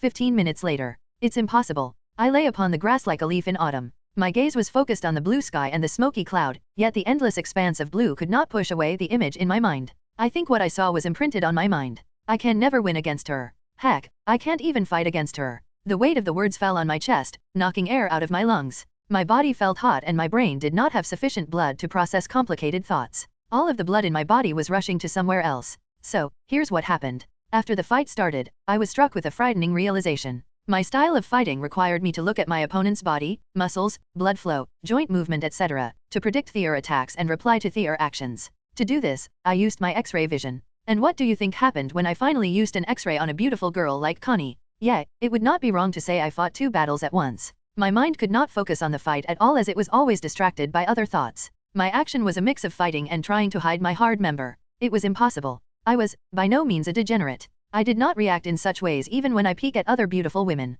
So even though Connie was by far the most attractive girl I met, I was doing fine just seeing her naked body. But when Connie started fighting, it was a different matter. Flower breathing required elegant movement and flexibility, so it almost looked like she was dancing. And when she danced, they danced too. With sweat covering her body, it was too much to take. It was too sensual. I might have superhuman strength, but I was just a teenager. It was a battle I was never meant to win. How embarrassing. I said in absolute defeat. Today, I realized a new fatal weakness of mine, and honestly, I was not sure how to overcome this. I could only hope that this ends when I stopped being a hormonal, horny, teenager. Luckily, girls as beautiful as the Coco sisters were rare. Are you okay, CG? Connie asked me. She was upside down in my vision as she looked down at me. I looked away and blushed. Yeah, I'm fine. Respectfully. It's okay. You just healed. Maybe you are still not feeling well. Yeah, maybe. I said, knowing full well that no matter the condition I was in, I was destined to never win against Wayfus. Image of what CG saw? Don't miss this. Chapter 35, Destroyer of Demons. CG's POV. I'd rather watch a pig trying to climb a tree. Look away then, no one is forcing you to watch me. Shinobu said as she did, whatever it was that she was doing with her sword. She moved with the grace of a feather, but it was clear that the sword was too heavy for her. The steel in her hand threw her entire posture off balance. It was a horrible sight to see. Can't you just go back to practicing with a wooden sword? I asked. My voice was hopeful. Shinobu was by no means a weak girl. She was simply normal while being surrounded by freaks of nature. She had the strength you would expect a 13-year-old girl to have. She could pick up the sword and swing it. A civilian won't even notice the problem. But with a trained eye, you could see that the sword was heavy for her. She was not strong enough to swing her sword, much less cut off a head. She was simply not meant to be a swordsman. Why don't you practice with a wooden sword, she said while performing movements similar to her sister's. Stop watching me. Honestly, I wish I could. But seeing her try to swing the sword in vain, I knew there was a big chance that she could hurt herself. My eyes were locked on her figure as she practiced. I could predict when and where an accident was going to take place by reading her body and the sword in her hand.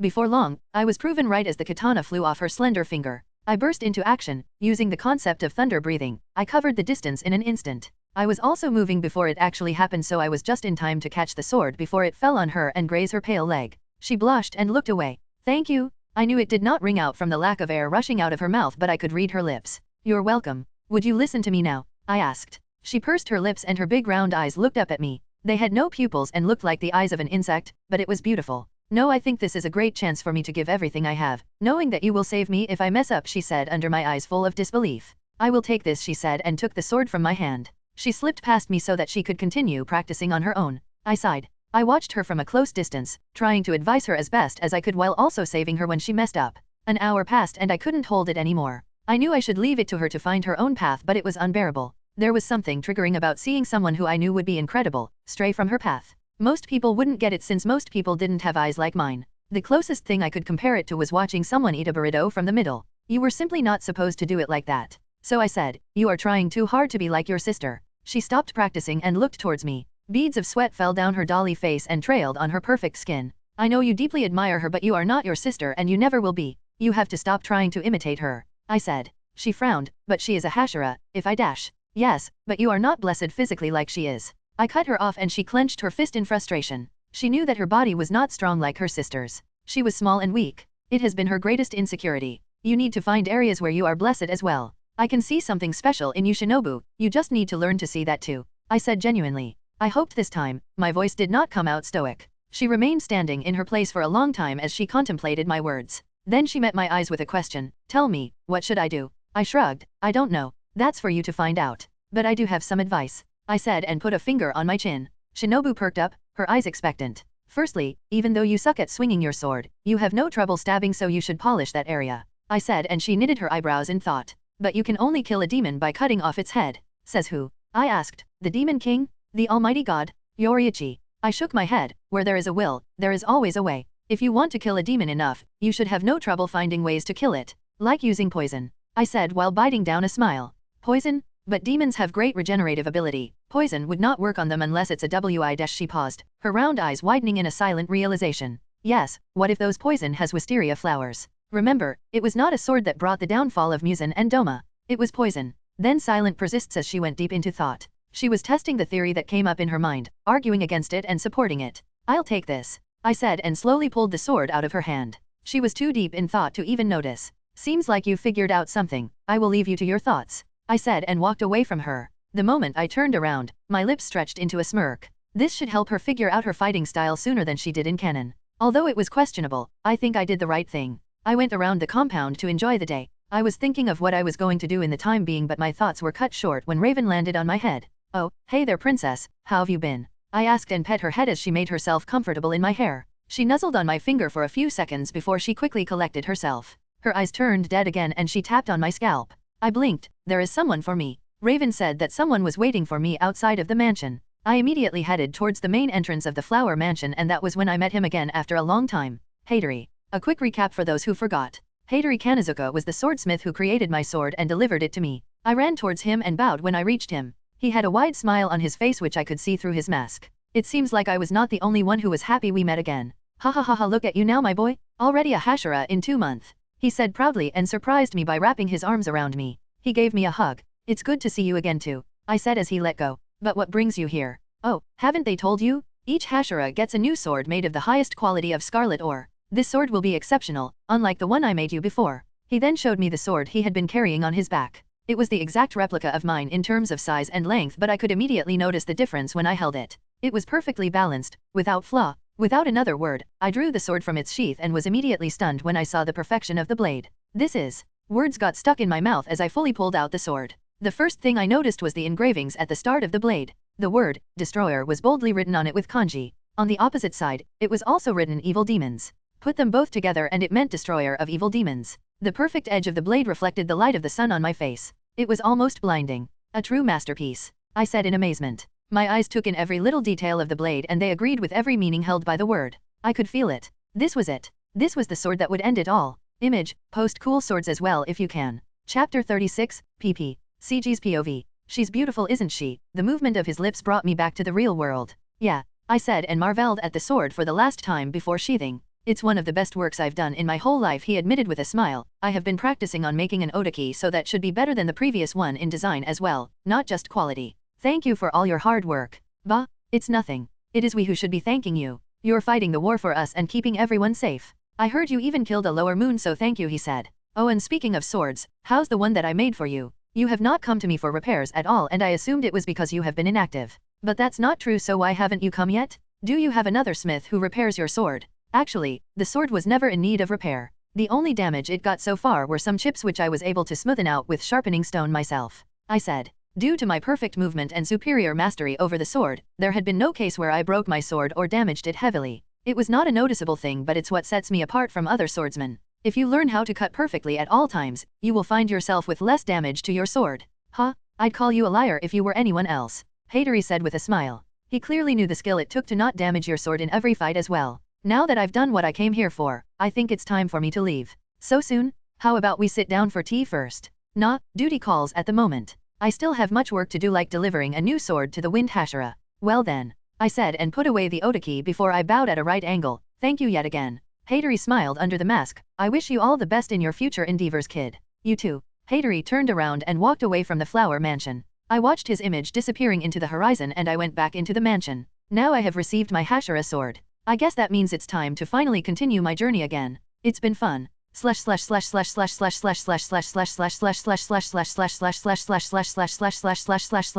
The next day. Couldn't you stay for a few more days? Stop it, Shinobu. He is also a Hashira. He has his own duty to uphold now. I smiled as the two sisters stood in front of the flower mansion to bid me farewell. I was fully equipped with my demon salure uniform along with my new sword, fully ready to take on all the evil of the world once more. Your sister's right, Shivi. Besides, a few more days won't make a difference, it will only make it harder to say goodbye eventually. I said, and the girl had a healthy blush on her face when I called her Shivi. It was a nickname I gave her because Shinobu can be a mouthful. And she can do nothing about it because I earned the right fair and square in Hanafuda, Japanese card games. Connie just smiled teasingly, seeing her sister blush and all. Safe travels to you, CG. And you too, Lady Connie. I told you don't have to call me that. Sorry, it stuck to me since everyone in the mansion called you so, I said. Make sure to visit us again whenever you have time, she said, and I nodded. I wish you safety on your journey as well, Shinobu said, but then she smirked lightly, but not too safe, maybe get some injuries now and then so that you are forced to return. Shinobu, thank you for your hospitality so far,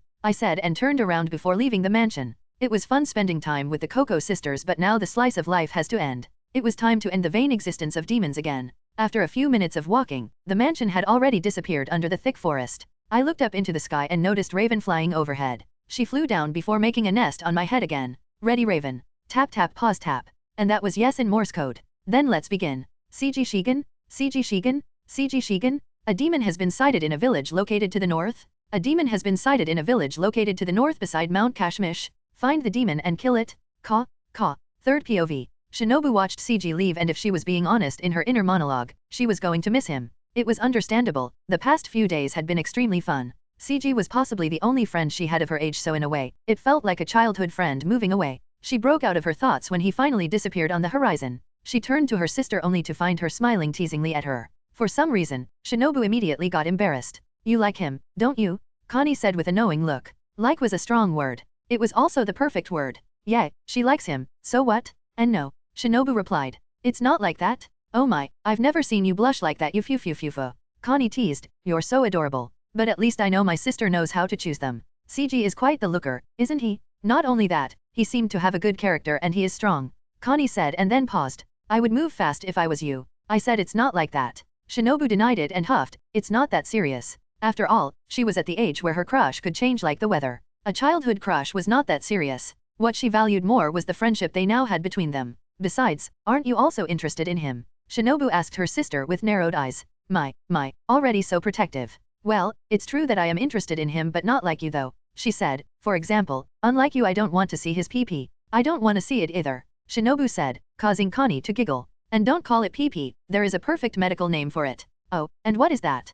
Connie asked and then waited. Shinobu knew, but at the moment, she was suddenly conscious about saying it. It's embarrassing. I hate you. Pee-pee it is. Chapter 37, Death. Third POV. It was one thing to hear about death, and another to witness death. It was more horrifying than you would be willing to believe. It was like a cold grip on your heart that tightened with every movement you made. It was unreal. But it was there. Someone was dead. That's it. Fear love, fear story, fear dreams, and fear memory. All of those came to an end. It was easy to understand but impossible to comprehend the absolute end. And for what? Oh, I like the color of your blood, crimson red, the fuel of life, spewed out like a fountain as the demon brutally tore through his daughter. He cried, he cried, he cried, he cried, he cried, and he cried some more. But none of those tears were for his torn limbs, his gaping wound, or his half-eaten neck. It was for his daughter. It was for the life he made, the life he loved. He was glad that his daughter was dead. Her silence at least assured him that she was no longer suffering. Yet her silence did not silence her earlier screams. Those tragic sounds still remained in his ears. A question popped in his barely conscious mind.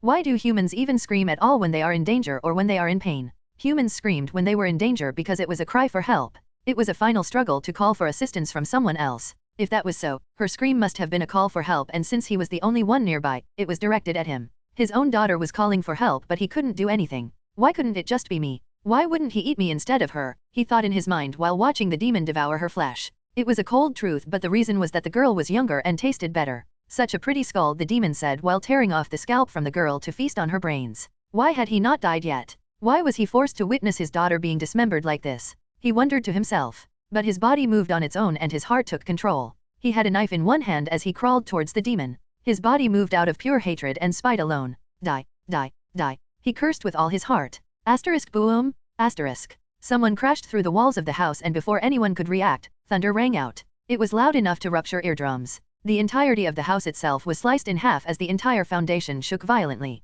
After the world returned to normalcy, the demon was already headless and a silhouette was standing in front of him. The father could not make out the details, but he saw purple eyes in the dark. It was so unnatural and eerie that it struck him with more fear than the demon's eyes. Those purple eyes locked on the demon as it slowly turned into ash. The father felt his blood growing cold as he gazed more into those eyes. He couldn't believe the hatred he saw in them. There was so much hatred and anger in those eyes that it even eclipsed his. His body grew colder as the adrenaline stopped. Now that the demon was dead, he had no reason to live. He should hurry and meet his daughter on the other side. As the father drew his final breath, he thanked those purple eyes for avenging him and his daughter. He also wished peace upon them. Because living must be hell with that much hatred. CG's POV. I watched as the fire I started inside engulfed the entire house. Its raging flame burned the bodies of the father and daughter inside, and the house acted as a coffin for them. I joined my hands and gave a prayer for them. I silently watched the fire burning away the house as Raven landed on my head. I did not react and only spoke after minutes had passed. I was too late. Raven tapped on my head and told me that it wasn't my fault.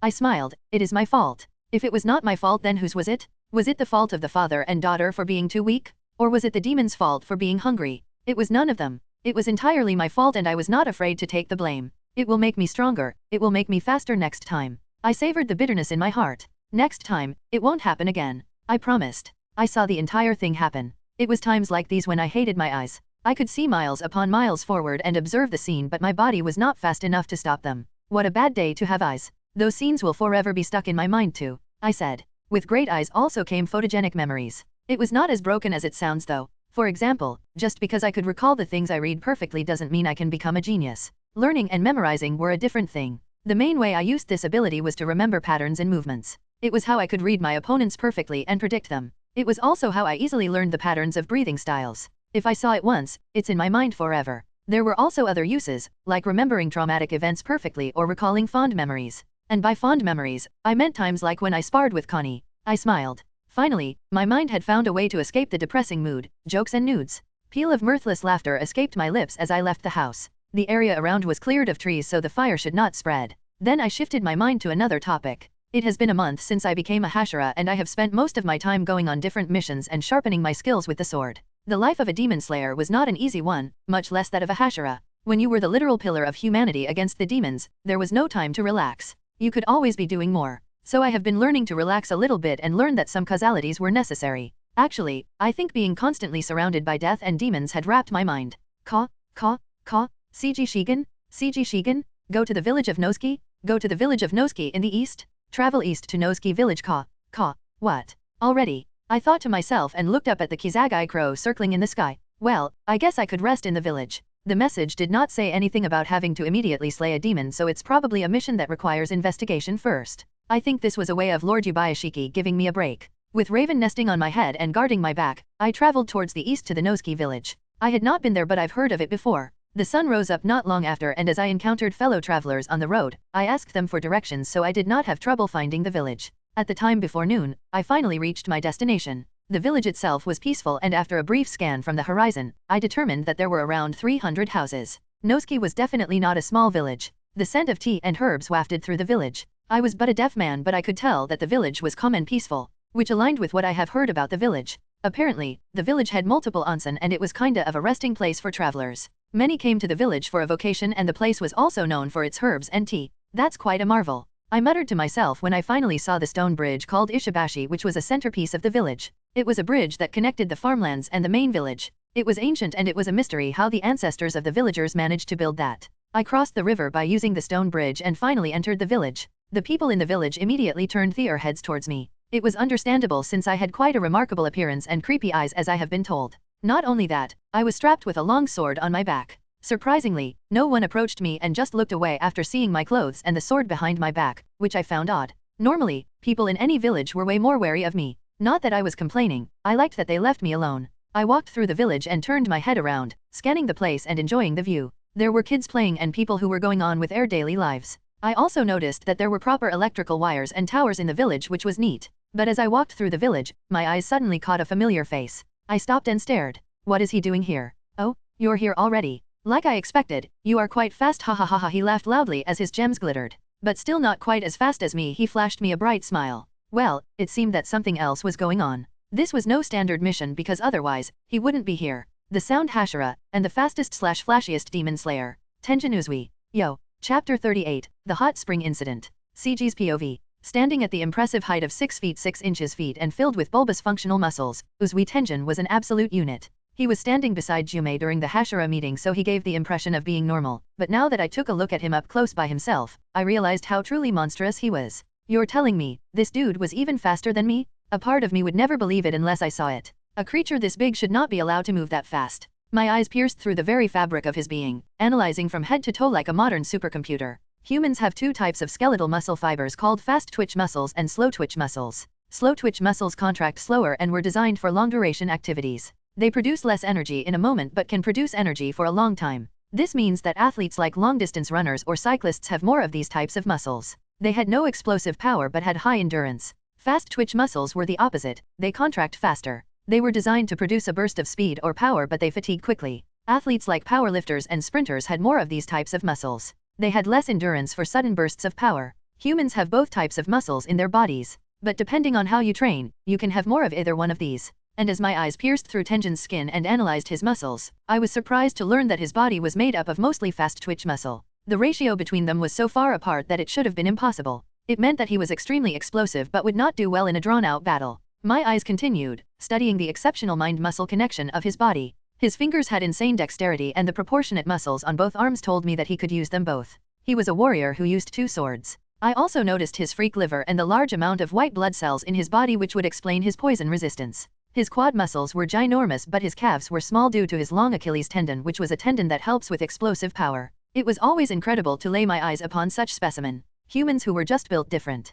Their uniqueness was beautiful. Instinctively, my eyes glowed and searched for weakness. The body contained the history of every experience someone had, so I read those. From his rigid thumb, which was no longer as flexible as the rest of the fingers due to being constantly broken, to the small bruises on his pelvis region, my eyes searched for a weakness in his body. That was until my eyes traveled up to his face. Gone was his friendly and joyous expression. His face held a dangerous edge and his eyes spoke of warnings. Oops. I blinked and stopped analyzing. Tenjin was not like the other Hashira. He was a shinobi who had trained since he was a child, so he felt it when my eyes searched for a weakness in his body. He probably got serious when he saw me stare at each and every flaw and weakness his body held. That was not very nice, he said. I'm sure it was not the best experience to have someone stare and pin down your weakness with their gaze. I'd imagine the feeling to be like someone staring at your insecurity. I looked down, apologetic. I'm sorry. Welp, it's okay. I will excuse you this time, ha ha ha. He laughed. It's just been a long time since someone looked at me like that. Sorry if I scared you, kid. Scared? I wasn't scared. I just finished pinpointing every part of your giant body I should aim for, to kill you,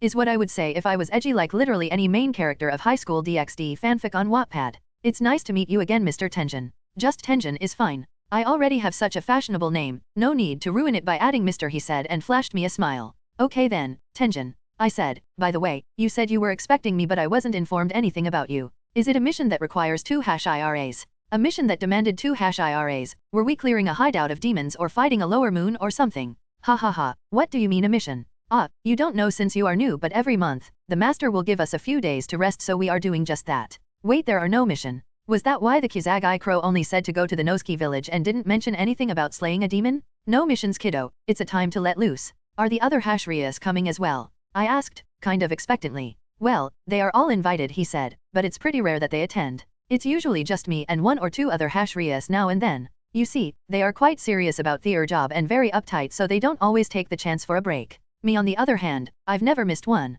My lips curved. I see. Literally because I don't hear. Then someone called Tenjin from a distance. He immediately turned around and I followed his line of sight to see a woman with black curly hair with bangs and blue eyes. Uzui, we want to go to the hot springs already. It was one of his wives if I remember correctly. And need I say that she was extremely hot? She was thick as hell. She was exactly what you would imagine a sexy female shinobi specializing in seduction to look like. Okay, Suma, go ahead, I will be right there. Tenjin said with a wave and Suma quickly left for the hot spring. He turned back to me. His smile was a little more genuine and brighter this time. Your wife. Yeah, one of them, he said. Did you say the joy in her voice? They are the reason why I never miss any breaks. They never get to have me all for themselves with all the work, so any break I can get, I spend it with them. He flashed a smile. You're a lucky man. I said. Sure am. Ha ha ha, he said. Well, I have to go now. As you saw, they are waiting for me. Stay flashy, kid, I will meet you again. My body tensed and I immediately created distance when I saw him inhale huge volumes of air in his body. His muscles contracted and got ready to explode with power.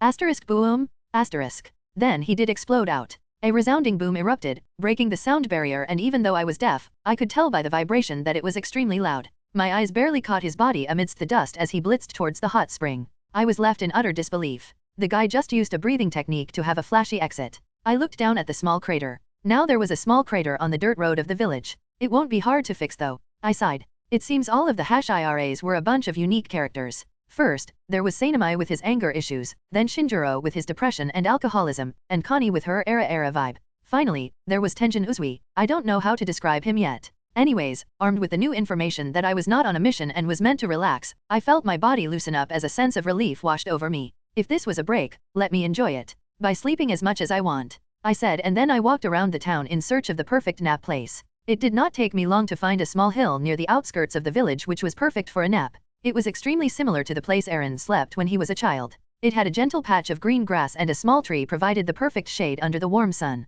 I laid down at the place and gazed upon the vast blueness of the sky. My thoughts went back to Tenjin Uzui and his breathing style. He was the user of sound breathing, and like I initially suspected, it would be useless for me to learn that breathing style. It was quite similar to thunder breathing in their pattern, but overall, it was a personalized breathing style meant for Tenjin alone. It was a perfect fit for his body, but it wouldn't be the same for me. I was better off using thunder breathing. I also learned that sound breathing would be virtually useless against me since it relied heavily on disorienting your opponent with loud sounds and vibrations. It took advantage of the imprinted instincts of creatures. The ear was an important organ for not only hearing but for balance as well. That meant loud sounds could disturb the balance of beings, even demons, I'd assume. Another interesting fact was that humans instinctively flinch or react at sounds higher than 100 decibels even if they braced for it. I'd assume the sound breathing to take advantage of such things as well. And there was the main strength of sound breathing, which was its sheer speed. Yeah, I was able to deduce all that with the things I remembered from the anime and from seeing him execute one form of sound breathing. With such thoughts swirling in my mind and with Raven nestling beside me, to protect me, I closed my eyes to enter a world of absolute silence and darkness.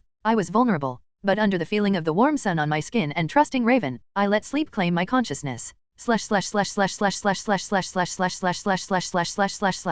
I woke up at night, which was by no means a new experience for me as a demon slayer. In fact, it was my new normal at this point. I stretched under the moon and took some time to refresh myself before I entered the village again. The streets were softly lit up by the street lights and I head towards one of the onsen that I saw in the morning. I reached the onsen soon enough and paid the owner before heading to the changing room to take off my clothes. After I was done, I headed into the hot spring and after cleaning myself with the water and soap, I stepped into the hot spring. Hey, this is good. I said, I can get used to breaks. The water, almost too hot, burned away all of the fatigue that had built up in my body during the month as I sunk deeper and deeper into the water. I opened my eyes and looked around the onsen, which by the way, I should have done before entering the hot spring. That was when I experienced the classic anime walking in on someone at the hot spring troop, but with a twist. There was someone else in the hot spring. They were naked and with half of their face submerged underwater as they blew bubbles. I stared with a blank face. So here's the twist. It was dude. It's a shock to see you here, I said. Tomioka. Bubbles, you too. I was disappointed that I couldn't learn sound breathing, but Lady Luck seemed to be on my side.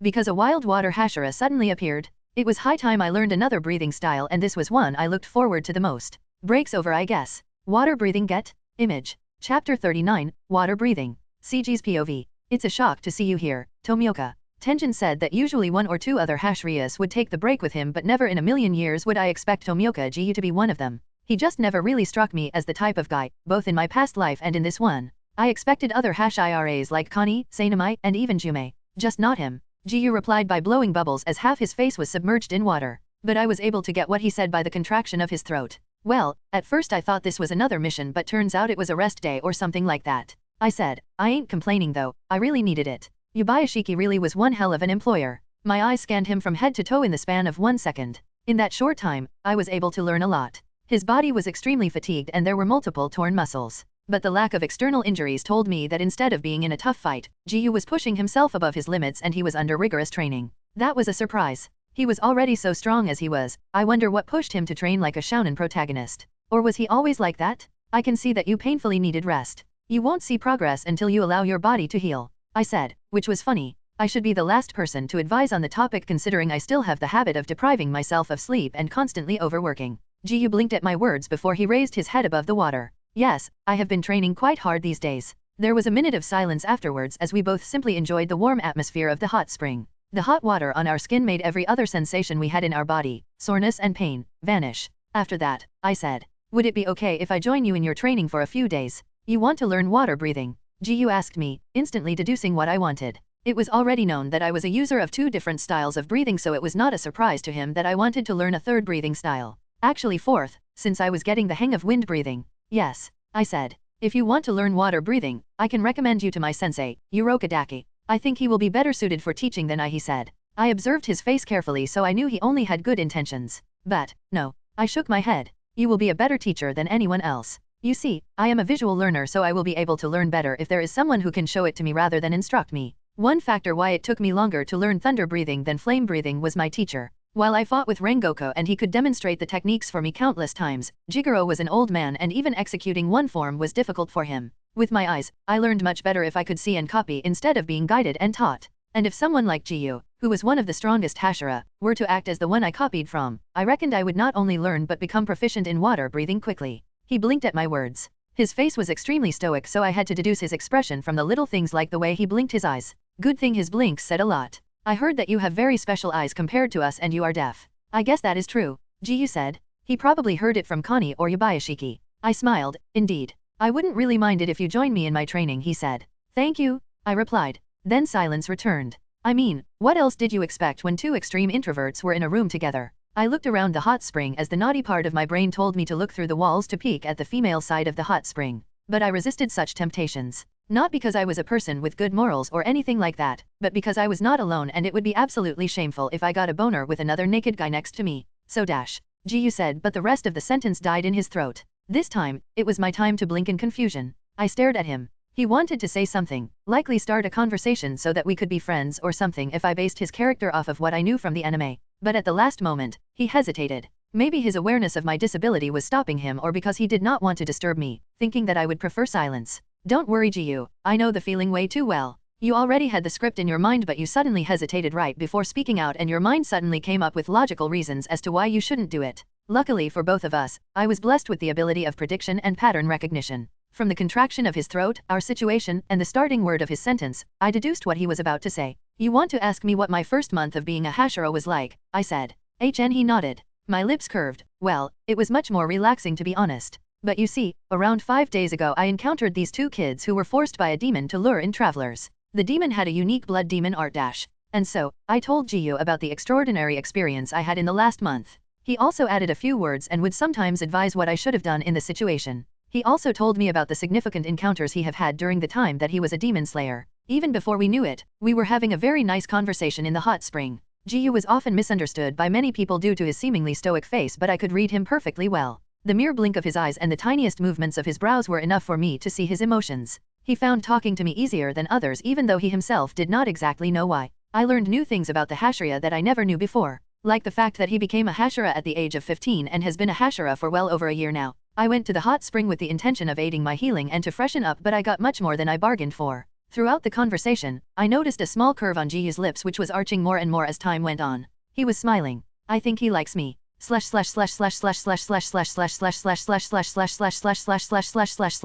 We went out of the hot spring after an hour or so. Jiyu bid me farewell and told me if I still wanted to, I could join him in his morning training. He himself was going to take it easy with the training since the whole reason he took the break was so that he could heal and rest. But he said he could easily show me his breathing style. It was late into the night and I just woke up, so to keep myself busy, I went to the river of the village and washed my uniform and Haori there. The onsen had yukata available, so I wore those in the meantime. Then I spent the rest of the night with a mix of meditating, playing with Raven and training my breathing patterns. When morning came and the sun slowly peeked out from the horizon, Jiyu finally sought me out. He led me to the outskirts of the village, and when we found a good spot, we began. Water breathing is the most common breathing style. It is easy to learn and its adaptability makes it so that it is helpful in any type of situation, Jiyu said while pulling out his sword. Water breathing is not aggressive like other breathing styles. Instead, it relies heavily on counterattacks and defensive forms, he said and took a stance. Come at me. Say less. Thunder breathing, first form. Without holding back, I pushed myself off at the speed of a bullet. Thunderclap and flash. The very act of me exploding out was loud enough to shake the earth, and it made the sound of thunder. I expected a reaction from him, but my eyes saw that he was still calm. Water breathing, first form, he whispered. Water surface slash. To counter my attack, he opted to swing his sword. The world slowed down as I was left confused. The technique was clearly not strong enough to clash against mine. He was not going for a block either since he was swinging his sword. So what was he planning when he swung his sword? My arm twitched and I swung my sword at him in one deadly stroke. I saw him adjust the grip of his sword and then he returned to motion. But instead of swinging in a way to clash with my sword, Jiyu swung from under. My eyes widened as I saw his attack flow under my weapon, and instead of trying to block it, he increased the momentum. With the disturbance, my swing lost its aim and whizzed right past Jiyu, who tilted his head. Time resumed. Asterisk boom, asterisk. My eyes allowed me to see the world in slow motion, but in reality, everything happened in less than a second. I stared at my sword and replayed how Jiyu dealt with my deadliest attack with ease. Instead of blocking or dodging the momentum of my attack, he changed the trajectory by applying power under my swing. His movement was smooth, like flowing water. It was also the first time I've seen someone with perfect movement. It was no rocket science, but what I was impressed about was how calm he was. Thunder breathing was fast. My attack happened in the span of 1 second. And he used, not a defensive form, but an attacking form to defend. At that point, was there a defensive and attacking form in water breathing? Is that what is meant when he said water breathing was the most adaptable? Incredible, I said. I want it. Chapter 40, Learning Water Breathing. CG's POV. Water breathing. Oh boy do I like this one. Where should I start? It was the perfect breathing for me. It would not be wrong to claim that this breathing style was handmade for me. In fact, the concepts of many of the forms of water breathing were something I actively utilize in my fighting style. For example, the 9th form, splashing water flow, turbulent, was when the user reduces the landing time and surface area needed when taking each step. This was something I actively did with my perfect movement, but it was a whole ass form in water breathing. Then there was the 3rd form, flowing dance, which is where the user predicts the movement and location of their opponents and executes a perfect, predetermined movement which looks smooth like a dance or flowing water. Again, it was something I heavily incorporated in my fighting style. My eyes predicted the enemies and I moved before it even happened. Not only me but Jiyu was also surprised to see how well water breathing fits me. The so-called monthly break lasted for 2 days, and during those times, I was fully focused on water breathing. In just 2 days, I was nearly able to learn everything about water breathing. Jiyu proved himself to be a great teacher due to his unexpected enthusiasm. After he saw how well water breathing suited me and the speed of my learning, he became fully committed on teaching me. My training also consisted of meditating near the river, where I contemplated the nature of water and strived to become the element. The words of Bruce Lee were valuable even in another world. Empty your mind, be formless, shapeless, like water. If you put water into a cup, it becomes the cup. If you put it in a bottle, it becomes the bottle, and if you put it in a teacup, it becomes the teacup. Absolute adaptability was the core nature of water. With my eyes, I could see the weakness of my enemies and I could change my fighting style to match their weakness. I did not need to have a concrete style. Instead, I became whatever I needed to become to kill my enemies. This concept not only applied to water breathing for me but to fighting as a whole. I did not limit myself to one breathing style. Instead, I used any breathing style which best suited the situation and was the greatest weapon to the enemy. If a demon had great regenerative power, I used flame breathing. If they had incredible speed, I used thunder breathing. If they were in groups, I used wind breathing. I have no permanent shape. I was formless, yet I could instantly take the shape of my opponent's fear. Fighting was a conversation, it was debate. You don't get into a conversation with limited words, you failed as a debtor if you followed the script. Instead, I adjusted in real time depending on what the opponent said to me. I strung together words with no purpose individually and crafted sentences that would silence the enemy. Words were all of the things I have learned throughout my life, and they were increasing day by day. I was able to combine them and create something new every single time with my understanding and my eyes. That was my talent. It went without saying that learning water breathing was extremely beneficial to me. It might not be a new concept like thunder breathing, but it enlightened me. Unfortunately, time was limited as 2 days quickly passed and we had to resume our normal mission. My training had to stop.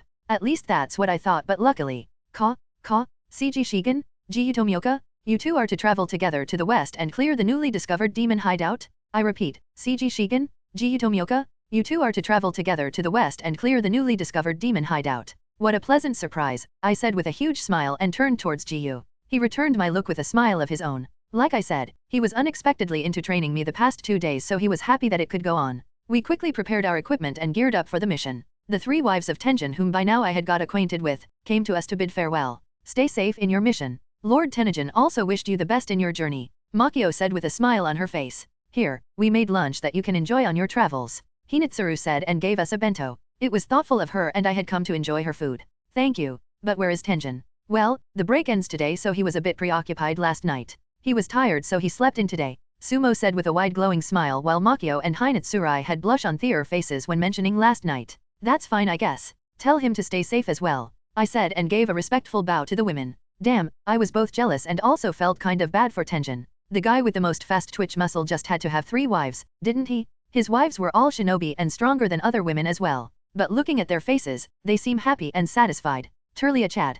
And with that, we left the village of Nosuke. It was time for my journey to continue, but this time, I had a companion. Truly, it was a miracle that we got such a mission at the perfect time. Maybe Lady Luck was finally smiling on me after taking my hearing and my family. Third POV. Hidden location, the Yubayashiki mansion. Are you sure that was a good decision? Wouldn't it have been better to send Jume since he is closer to the demon hideout? He will also be able to clear it by himself, so we won't have to waste 2 Hashira. Lady Emily asked her husband, who was looking out at their garden with a permanent smile. We won't win this war if we only think about the present, Emily, he said with a gentle voice that came with a breeze. All his ancestors made the best decisions in the present and never saw victory. He had to be different. He had to look ahead into the future because that was where victory lies. Tomorrow. For today, survival was enough. We need to give a chance for CG to grow to his fullest potential. Even if that meant wasting resources now, I truly believe that it will all be worth it in the end. Is that really all there is to it? Well, Yubayashiki trailed. I might also want to extend their time together. It has been long since Jiyu met someone he could talk to. That child needs healing, both in mind and spirit after all he has been through. I think they will both help each other move forward. I see. I understand. Lady Emina said with a smile as she gazed at her husband with hidden admiration. They just need to do their best. The responsibilities on their shoulders are heavy, but I believe in my children, Yubayashiki said as his hair danced with the wind. His illness was getting worse. Yet slowly but surely, he was building a better future. The war and the curse will end in his lifetime.